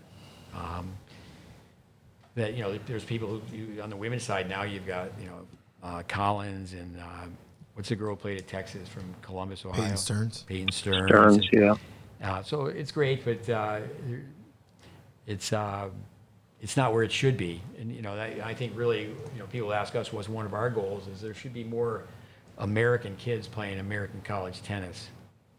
And but I also think too is Steve Wood, when Tylee took over in 2013, he said that at that time Tennis Australia was a $200 million business. To me, Tylee was like Dick Gould. Dick Gould was like a CEO. Tylee, that ability to be a CEO. You would know this. There's a gentleman that he paired up with from Texas. He was based in Austin, and for a very short period of time, they were collecting wild cards. Tim Stoller. There you go. Yeah, Tim Stoller. So Tylee went through the Illinois alumni. One thing that really helped out Dick Gould is, he had a stronghold on the U.S. Davis Cup, the junior Davis Cup team practiced at Stanford. So, he brought that program up and put Stanford on the tennis map, just like Tylee. When Tylee's team won the title, indoor team had not won the title in over 25 years. It was Stanford, USC, UCLA, and Georgia. There was not an indoor team that had won it. And there's a factor to that too. Is that I know now with the USTA, I guess it's for 5 years in a row they're going to hold the NCAAs, and tell you the month of May, mid to late May, it's so hot and humid. It's going to be very, very tough for the teams from the north to come down and because they've got to stay in school to go to class, and it's going to be very tough to play that tournament with. So I'd say that's a tough mountain to climb, is that weather factor. Go ahead, guys. Well, I mean, listening to Dave talk about each of these college programs being a carbon copy, I mean, that does make a lot of sense to me because, you've seen over the years, I remember when I went to Barcelona and I went to Sanchez Casal for the first time in 2002, I believe. And I remember seeing, Pato Alvarez out there, and then basically, the Colombian out there doing all these hand-fed drills and movement drills, and then you come back to the States, and like the next decade, it was like, it was not really coaches having any sort of well-thought-out plan as far as development. They were just doing drills that they saw on the internet and repeating it, and then basically listening to Steve talk about, the recruits that Craig was going after kind of reminded me of a little bit of Moneyball. He was finding these potential recruits, what he would view as a high-value prospect that is being undervalued by everybody else, which is coming forward. I remember in the last few years sending kids out to school. I mean, everybody's worried about, let's say, how fast you are, what you can run a mile in, or and it's almost like technique is secondary. But prepping for this podcast, I was going back and looking at all the old students that I'd kind of referred over to Steve to come over and do video analysis and conversation with different parents over the years. And I came across one from 2018. We're talking about a player that was a blue chip recruit in 2018. Fast forward, 6-7 years, this player's graduated as a blue chip recruit. Is playing at a top university, and in 6 or 7 years, they've gone up 1 UTR point from what they were back in the day. So, and I remember talking to Steve back in the day about development and and what this person needed to do, and the family wanted nothing to do with it, you know. So it's just very interesting to look. You know, you can have someone like Steve that's going off and telling you that, you know, almost predicting the future, and then, you know, nobody wants to hear it. You know, it's and there's too many people that are going to go off and say, you know, what people want to hear. So unfortunately, that seems just to be a huge problem in American tennis. I mean, I don't know if that exists in other countries. Maybe it does, but it was just really eye-opening to me doing, you know, on those UTR sites, you can go back and see the history, and I was stunned by seeing that. With John Lafindiaga, I mean, I taught tennis in his hometown in South Africa. Didn't have full range of motion in one of his feet. It was a birth defect.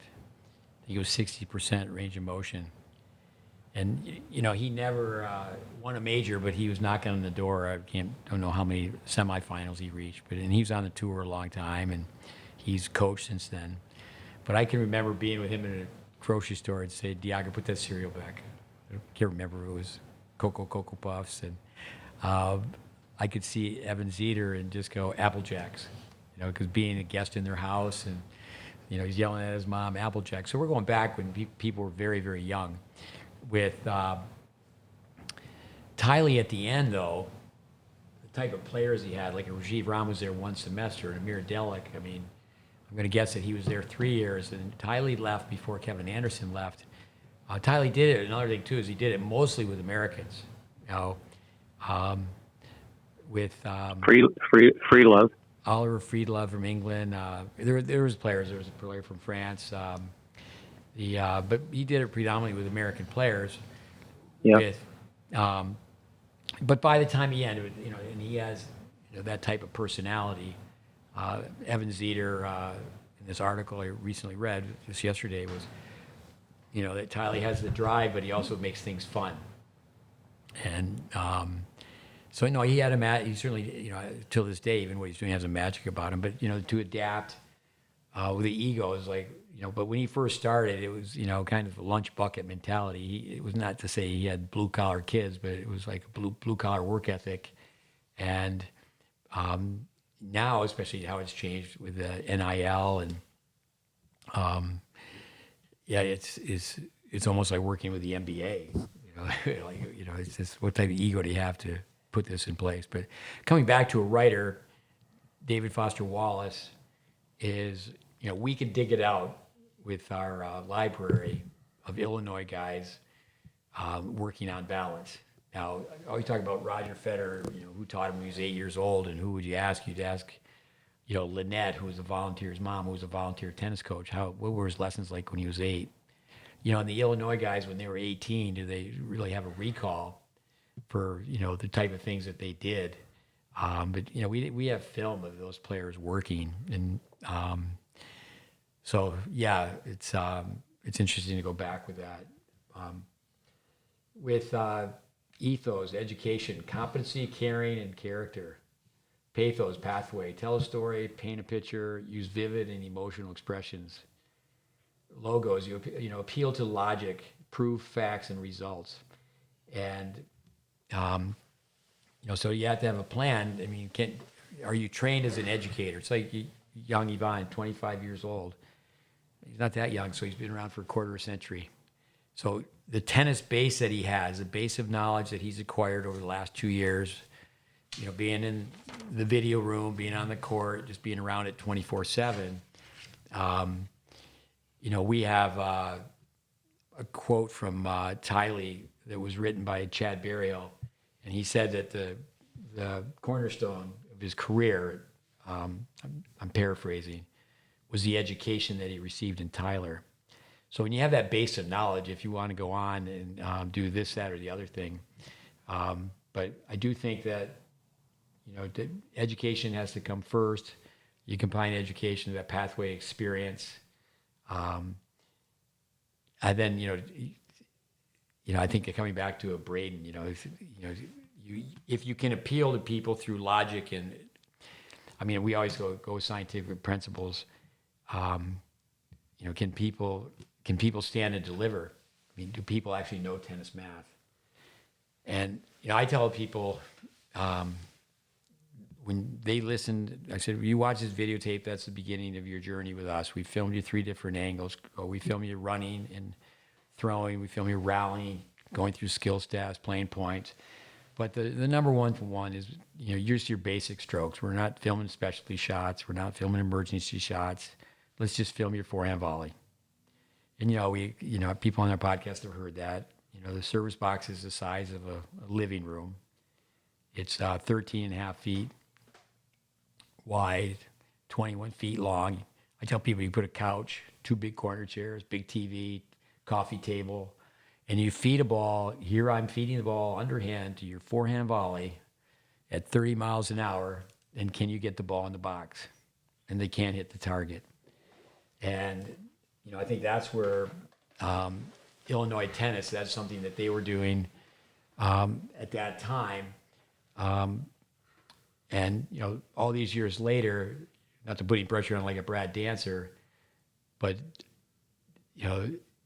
Mark Voss, when he was there, and he was with Dancer after Tylee, is the tennis camp was run a certain way. Is that tennis camp run the way it was run when Tylee was there? There was a gal she coaches at Davidson now, and she changed her game. Jennifer Roberts changed her strokes. And first name Suzanne, last name escapes me, but hits the ball really, really well. And, she's had a lifetime of tennis now. And I can remember she was working with us, and I said, just do what you did at the Illinois camp on the second morning. So she looked at me, she said, Susan Depka, thanks, is that, said, how do you know? You weren't there. We have it with, it's not, we don't have it on, it's not digitized. But Craig Tiley, he wrote a book, and it was called The Tennis Camp Story. Just what we did day by day for that tennis camp. And, actually there was a hurricane, a tornado that touched down in Tyler, Texas. But we used to use a gym that had mirrors on all 4 sides. And then how we would, do body balance the first day. We'd film everybody at the beginning of the camp, film everybody at the end of the camp. We had a 9-month orientation. If someone worked that camp, they had been there for 9 months training to work that camp. And, Tylee being very organized, it wasn't very long after he was at Illinois that, he was traveling the world. Like I mentioned, being courtside with George Basso, that was the summer of 2002. That had to be very powerful for the team. Like, we really believe this guy. He's here, there, he's everywhere, and he's the Davis Cup captain. And but that presentation that Barry Hill and I made for the ITA, coming back to that, the theme was basically your camp and your team are the same thing. And back in the day, the John Woodens of the world, the way they ran their basketball camps, that's the way they ran their team, because they actually ran their basketball camp. And nowadays, a top college tennis coach, they're for the most part, they're not hands-on with their camp. Go ahead, Dave. Well, you said a couple of things in there. It's kind of a side topic, a little bit philosophical, but all of that tying together the history. I think, it's like if a family grows up, somebody has a really strong faith in it, and each generation, history is showing that faith is going to get less and less and less for various reasons. And I think that, hopefully out of this podcast, people will connect the dots in terms of the history, because it's not a fluke. It's not a, like Andres was saying when he first heard it, it was like, are you kidding me? How did that happen? Well, there's a reason it all happened. And it was through a plan and a 10-year plan or whatever, but it really ultimately is through a systematic approach to player development. And it's so important that, this to me is linked to so many things: mentoring, coaching trees, humility, all of these factors to, not let the teaching, go weaker and weaker and weaker generationally, and the coaching, because it's certainly running that risk right now. And, I think that letting everybody know that about the roots of Craig's success and his incredible journey he's had, from that point on to where he is now, and a leader in the world in tennis in so many other ways. It's so important.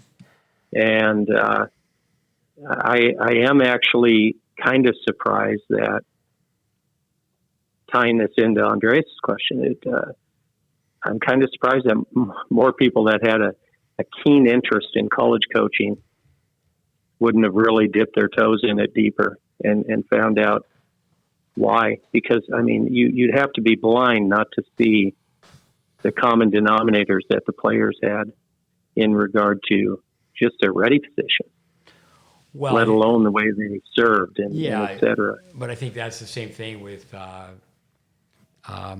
I was at Brandon Flanagan's place, Tennis FM in Boynton Beach the other day, and Fiona Crawley is working there with the fitness trainer, massage, ice bath, the whole 9 yards. And I was talking to her about Sophia Patel, and it's kind of like the logo, the FedEx logo. There's an arrow, and we run workshops. We hand out photocopies of that and say, take your pen and fill in the white arrow. Because once you see it, you always see it. But if you can't see it, you can't see it. And I remember one time being at a place with a young gal, actually Victor Lillo's sister, bright kid, scholar, and waiting for her brother to play and teaching her how to chart. And I said, why don't you go there and watch those lessons? And it was an academy, 4 lessons. There's private lessons, and all 4 players had palm-up serves. And again, it is what it is. I'm not bad-mouthing anybody. I'm not telling you what academy it was. But they didn't know the serves were palm-up. If you don't know, you don't know. People ask me, hey, what do you do, Steve, for a living? What do you do? I fight ignorance every day. And and so going back to our travels, go to Saddlebrook. I'm at Saddlebrook, and a young kid from South Africa I spent a lot of time with comes right up to me. Just Ivan was with me, and we watched him play, and obviously he's on his way to go play college tennis, but we would say, he didn't really stay the course. It's like with Ashton Kruger, with yourself. I watch her play, and what a great tennis player, and hats off to her and her family. She's a big-time tennis player. She's playing all the majors. It's like, pinch yourself, kid. You're playing Wimbledon. She's not even thinking about not playing. She's in. She's that far up the ladder. But, so I think that the whole thing is that Kobe Bryant, you just there has to be a brain trust. We talked about Ivan, does he get the chance? Does he get the opportunity to go work with this Diana Schneider? This is for me, it's kind of like, well, okay, I kind of pinch myself, because this is happening where I grew up in upstate New York at Syracuse University. Jackie Calla, whose father worked with us for 15 years, she's the assistant coach at Syracuse. And Carla Navarro, who was a classmate of yours, her daughter, Monica, father, Robert Wojcik, she's playing at Syracuse. And, how did that happen? So I'm at this wedding, Mikhail's wedding, and have a niece there who went to Syracuse, and say, hey, yesterday I was interviewed by the Daily Orange. And, how did that happen? I think that's coming back to with the writer, intellectual curiosity. Like, why? With Matt Cloris, he took a deep dive and really studied our tennis, because of the way my son could play doubles when he first got to college, and the way he hit the ball. But I just think you have to at least have an appetite, just kind of a taste for it. Like, okay. But at the same time, it's like when a dog does their number in the house. You don't want to hit the dog, but a dog's nose is 200 times stronger than a human being. You just grab the the young puppy by the neck and you put their nose right where they made a mess, and you're trying to teach them, you don't do that inside. But yeah, it's let's go with around the horn a couple times here. We'll sign off. But that's where I think the plan is, okay, I need to know the grips. I need to know the ready position. If you're going to build a house, okay, I mean, you're going to be a carpenter. Yeah, okay, you got to pay your dues. And initially, you're sweeping up sawdust and you're, carrying the old lumber.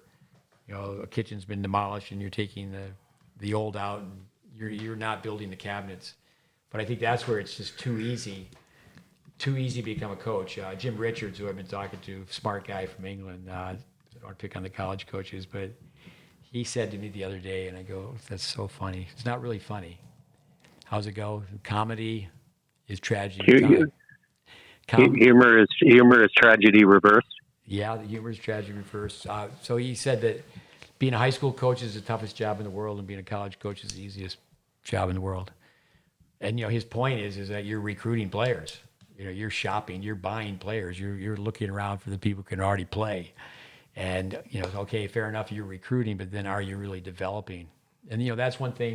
Reading Ivan Ozerets' quote, that the players went in and they knew they were going to make changes in their game.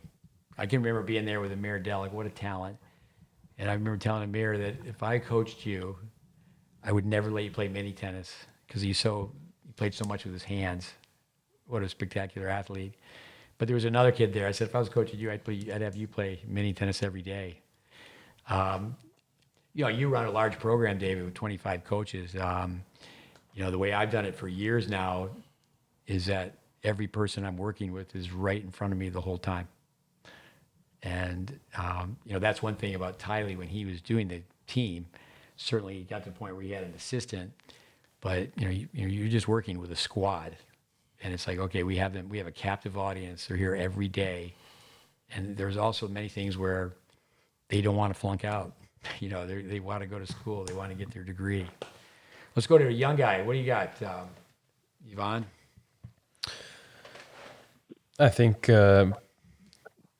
just listening to all these stories, and recently we've been on the road here watching a lot of players play, and you can tell very quickly, especially if you've been around the information for a while, not to say that the time I've spent is a while, but a decent amount of time, you can tell if someone's an all-court player and if someone has a bright future in front of them in terms of their playing ability just by how they hold on to the racket in the ready position.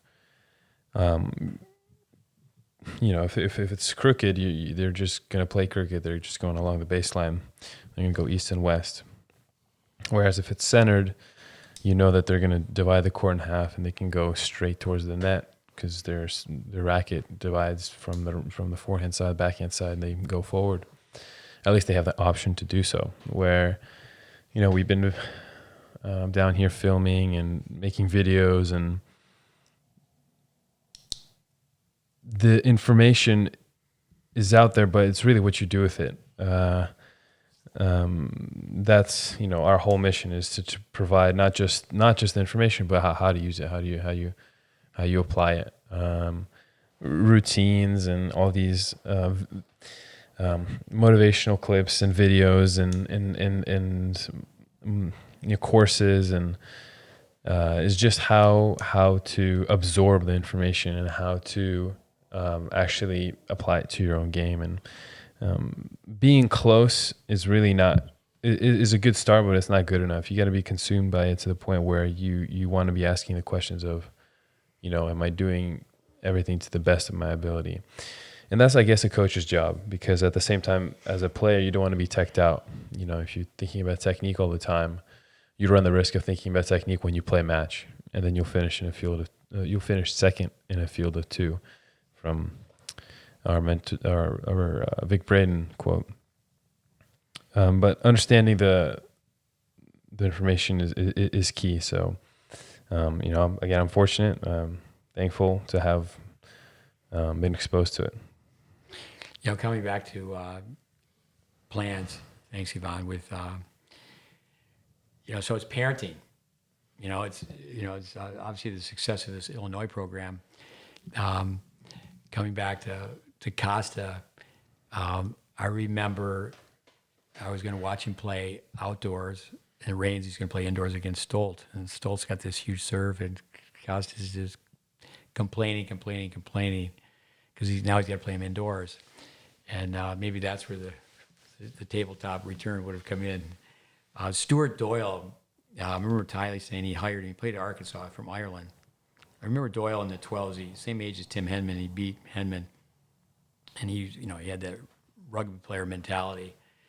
Great guy. So I know Andy Fitzell has been to Ireland to work with his son. So I'm up there running a clinic, and I said, Doyle, if you come up and go in the corner and point down the line, point cross court 19.1 degrees. And it was a little bit of an awkward moment because he had not been taught that. But he was very instrumental, just like a Kerry Franklin. And, that guy helped out Illinois tennis so much because he had such spirit. I was at a Futures one time, and he just lost it. He had no reason. He didn't have to come and apologize to me, but he just was so competitive. He just lost it at this pro tournament. But Stuart Doyle, his kids got a little bit older. He's back in Ireland, got an MBA at Illinois, I believe, and taking his kids to Disney. And he, nice enough, calls me up, says, hey, can I come by your place for a day? And he wanted to be filmed. And, we have copies of all this. So he wanted to find out why he didn't go that far as a tennis player, because he had great fight. And he really helped Tylee because he was the bad cop. When he was there, he was the crack the whip type guy. There's a fun player, Jeff Lasky, who's about my size. His arms go down to his ankles. He could just really hit a serve. And but I think that's where, Tylee, I would have done it differently, but he was, hey, the guy's going to grad school. He's going to grad school. How can he just study tennis around the clock? So you walk in another pair of shoes for a mile, and I had people, they were studying tennis. They were there. That was the thing. They were getting grades, going to tennis classes. But, so he fit the bill being the character coach. I think another line, Andres, turn it over to you, is, you want to get to the point where people, parents as well, I had a parent tell me this is where the line comes for me, is my kid is not in a position of judgment. We tell people all the time, once you understand the logic and the science, don't think, do. I learned this from a parent about teenage boys. He had a daughter, but it applies very, very much to boys. When you're thinking, you're stinking. But let's wrap it up here. Why don't you go, Andres, and then David will go. Yeah, no, I mean, from what we started with this conversation, I love observing, studying, talking about cultures. It doesn't matter. So when this whole podcast came out with Mike Costa, and hearing about Craig and the Illinois program, it just brought me back to I've been around Steve now, and he's been in Tampa, he's been in Orlando, and you arrive and you see him work, and it's like a certain culture. You just see everybody's on board, everybody knows what to do.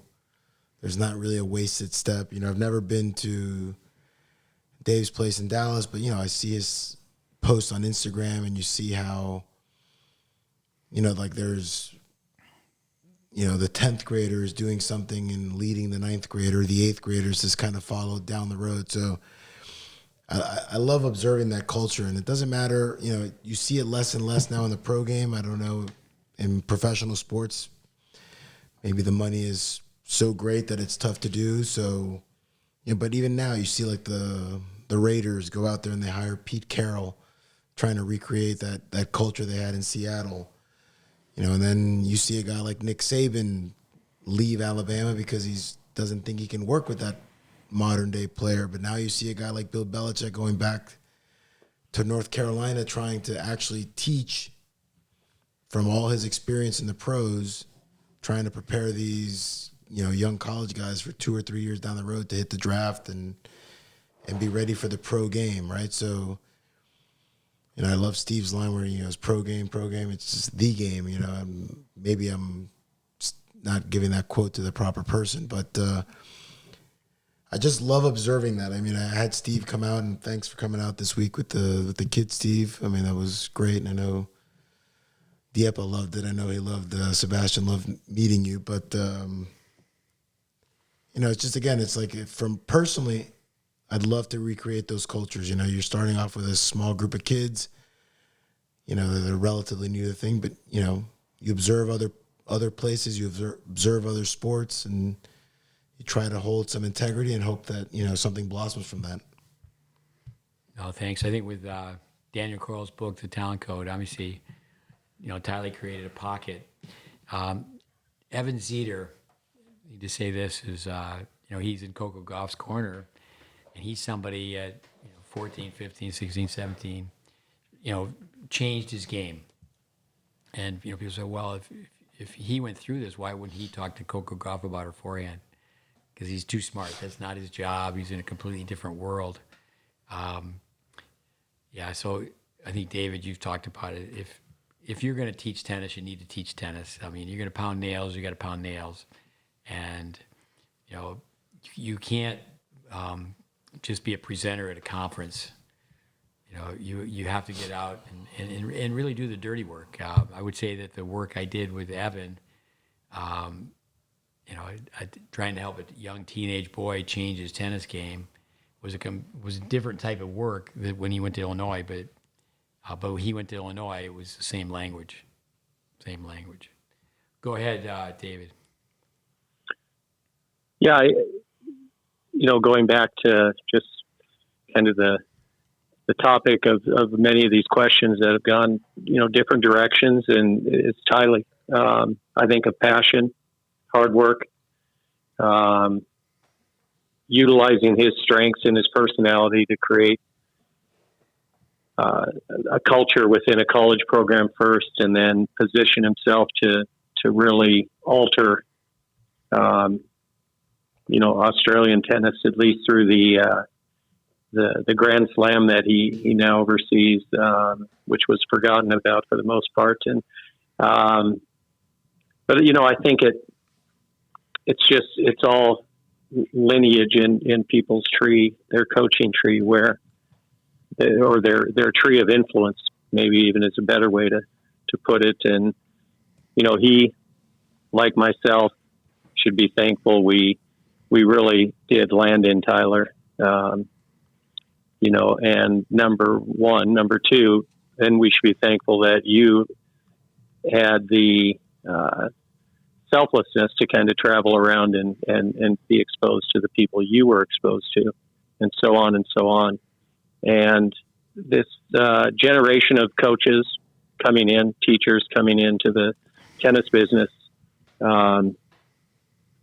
I can't remember who threw this at me, and it wasn't their original, but they just kind of stopped me dead in my tracks one day when I was, prancing around the courts several decades ago, thinking I was a bigger deal than I was. And they said, hey, it was a father of a student that he said, nobody begins their journey as a master, and he was a little older than me. And it really, really sunk deep with me because, I obviously was putting out some sort of vibe to him that wasn't appropriate, and I think that it would be fun to come back to this, and it would be a whole topic to take the players, for instance, and that were on Tylee's teams over the years, and that could take hours to go through them, and just tell people the pathway they followed. And boy, did they turn out, many of them, to be successful. It's very much like the Baylor program. They're tight knit. They're loyal it's a brotherhood that he created up there, and hats off to him and the players that were all a part of that. But, like you, Steve, I think his best years that showed who he was were the earlier years. Yeah, I know. Andres said pro game. From a recruiting standpoint, Tylee, he did get involved with the Illinois alumni and Illinois alumni investing in $15,000 future tournaments, and through that having wild cards, and then they eventually got a tournament. He did so many steps. He had a challenger, still do, but in the end, he knew the game. It's like when we do videos with someone, say, okay, now when we go out and first work, don't think about your game, think about the game. Just go through the process while you're making some changes. But again, being in the leadership role at first when he was director of player development, to teach the masses, it's tough enough just to teach one person at a time, one family at a time, let alone teaching masses of players. But no, I think that's where, certainly going on to be the CEO and, when I went to that meeting with the USTA, Tylee said for him to have a network, another way to say that is you got to have an army, you got to have soldiers. And we're reaching more and more people through the GreatBase. Again, I can remember that young player, Cody Pearson, the dad was just, he was certainly part of that whole thing with federations, is that when your kids travel around the world is the money to do that. And so there's so many tough aspects, to raise the money, to distribute the money. It's not so easy, but for me, coming back to David Foster Wallace, we'll put some things on Facebook. He again loved tennis, and all you have to do is listen to him. He's almost like, I look and well, this guy's so far over my head. He's just over analytical. He's just too intelligent. Maybe that's not fair, but with that, it would have been fun to say, hey, let's sit down and go through this. And then, because, the research, I tell people GreatBase is a research project it's based on a 10-year lab where we taught tennis every day. And we had the lecture classes. And people need to go forward. It's like the gal who's director of education with the ITA saying, hey, we'd like talk about doing another class. And I'm telling them, I said, well, really, how I could help you out is help you with tennis camps. The college coaches, that to me, if there was a rule in place where, can you imagine if every college coach had to have somebody on their team that lived within 25 miles of the college? And people weren't going to break the spirit of the rule. They got up every day, and you can pick out a city, and or you can pick out a state. Like we started talking about national indoors, Dave, and we've done this before. I was reading the scores on the Zoo Tennis, Colette Lewis, Zoo Tennis. And we've done it before and made Facebook posts. Like how many of those players that you saw in Dallas were American? It can't just be placed on the USTA, but for an American kid to be able to play college tennis, the Zeter family. We recently interviewed Peter Cobelt, and they also have a family of three kids to play college tennis. Well, hats off to families who do that. So plans. It's, plan to fail, fail to plan. 10 years is, it's like Raven Clausen said on our podcast, hope you feel finding value in these podcasts. He said if someone is teaching little kids, the fruit of their labor is 10 years down the road. It's a long ways away. You're starting to help a 5-6-year-old. Who's going to know what you did? But that's where, it needs to become a village. How's it go? To raise a child, you need a village. It takes a village to raise a child, but no one tells you where it is or how to get there. I always think of GPS. I know you use that all the time, Dave, I'm in a city now, driving around with Andres. We're in the north, south, east, west part of Miami, because you just don't know. You're using GPS. You don't even know where you are. But tennis players, they need to have a GPS. GPS, I like how you say it, Dave, is the coach really just becomes the compass, but you have to have the directions. And I don't think that people are getting the right directives. All right, guys, one last thing, and we'll write it on the bathroom wall. If you had to say one thing, Ivan, what do you got? Maybe you should do the summary, and we'll wrap it up. What do you think? I can do the summary. Yeah, per request of Andres here, I have some other than just notable quotes that I enjoyed. I'll cover. Before you start that, let's ask Anderson, what Mountain Dew are you on, Dave? Third one? No, I actually I'm due free still. So yeah, my rehab is still 3-4 years deep. I'm good. That's good. That's good. Go ahead quickly, Ivan. Yeah, I'll just run through some things that we had covered, and I'll sprinkle in some things that I usually say. We covered Sinner and his doping scandal. We covered Fonseca. Covered the hockey game last night. Commentating, women's indoors, the Nothing Major podcast, the US Open Mixed Change. Serving and volleying in doubles. We talked about Atlantis Hamilton being called the unicorn.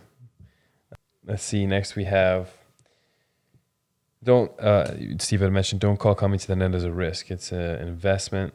This is going to make our job so tough regarding watching players play not very efficiently. We talked about 10-year plans. We talked about, we had mentioned a drill from, I believe it was Ivan Ozerets. It's, you can only, David mentioned this, you can only come up with so many creative, fun drills. Can't have other people do the dirty work for you. You got to do it on your own. A healthy culture doesn't mean you can develop players. Don't try to be perfect, be authentic. College teams are like carbon copies of each other nowadays. Humor is tragedy reversed. Yeah, the unicorn beating this girl, Fiona Crawley. Told her I loved watching her play. The girl can run and compete. She's just 1-1. Her record is unbelievable. Now she's playing pro tennis. But, I remember her saying that Lance Hamilton, she's such a great doubles player. And, she caught herself, and she's a great player. But, you can go to YouTube and watch yesteryear. And, we could do that another time in detail, is to go through doubles. It was going to be the topic, but Michael Costa, the tabletop backhand return, with the details for a plan. David, last thing, what do you got? We're out of here. No, it was fun to reminisce about Illinois team in particular. Watching it, unfold for Craig and up there, I think it, in so many ways, is a huge victory for the GreatBase system that you're implementing, that we're implementing all over the globe, the people that are a part of it, because should give everybody a real look at, what can happen with just day in and day out disciplined approach to, telling it like it is. And Craig was a very cordial guy, definitely, like you said, a player's coach, had his own style in that regard. But one thing he did is he demanded excellence. And I think if you grab a hold of the information and demand excellence out of yourself first, and then the people around you, I think that the results are inevitably going to fall into place. One thing we haven't talked about enough, if we're going to talk about Illinois tennis, there's so many things, is Jennifer Roberts Morget, that I remember she was already the head coach, and she came to Tyler, Texas. She'd already been in Tyler for 2 years, but she came back after she was the head coach. And, she's the one, I want to get that right, is that she came back and she initially wrote the storybook camp. The story, the tennis camp story, and then Tylee, we just took it up a level, but she was in position to be in position. And it's not what you know; it's who you know. And he first went there to get his PhD because you and I, Tylee, the three of us had this idea of Tennis Town USA. I mean, talk about reminiscing. Is that that's something that should be. People should understand, okay, what was the mission? There was a time in Utah where there was someone that Tylee had recognized that he would study under.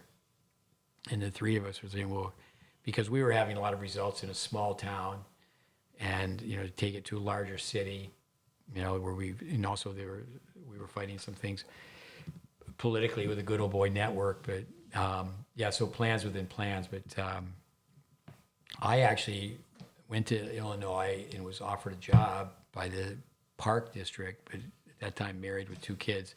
The pay wasn't enough because, we still were trying to find ways to make make strides in improving tennis. When I was at Hillsborough Community College, I was there 15 years running a co-op, and we won a national championship for the school. And you had to have a tennis teaching curriculum. You had to prove that there was enough jobs in Hillsborough County.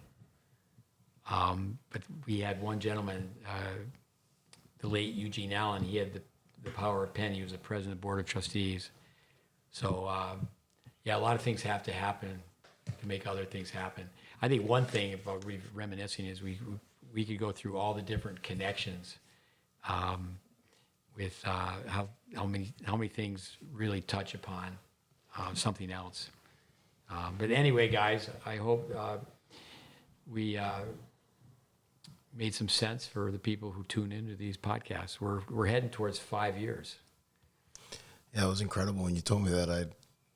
I remember being on the episode for number 100 for reviewing 2 years, and I had to do the math that you've been gone from Boynton Beach now for almost a couple of years.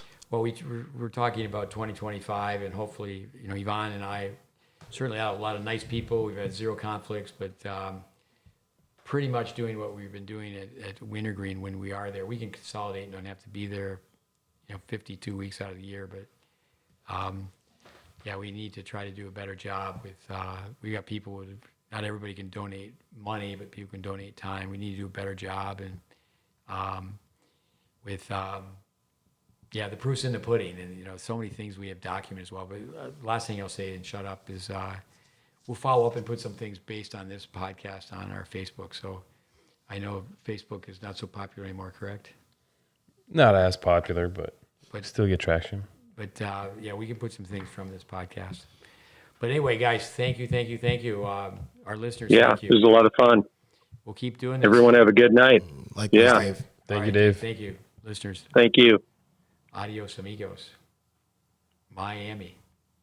Andres, thanks for your hospitality. Anytime, Steve. I'll be back.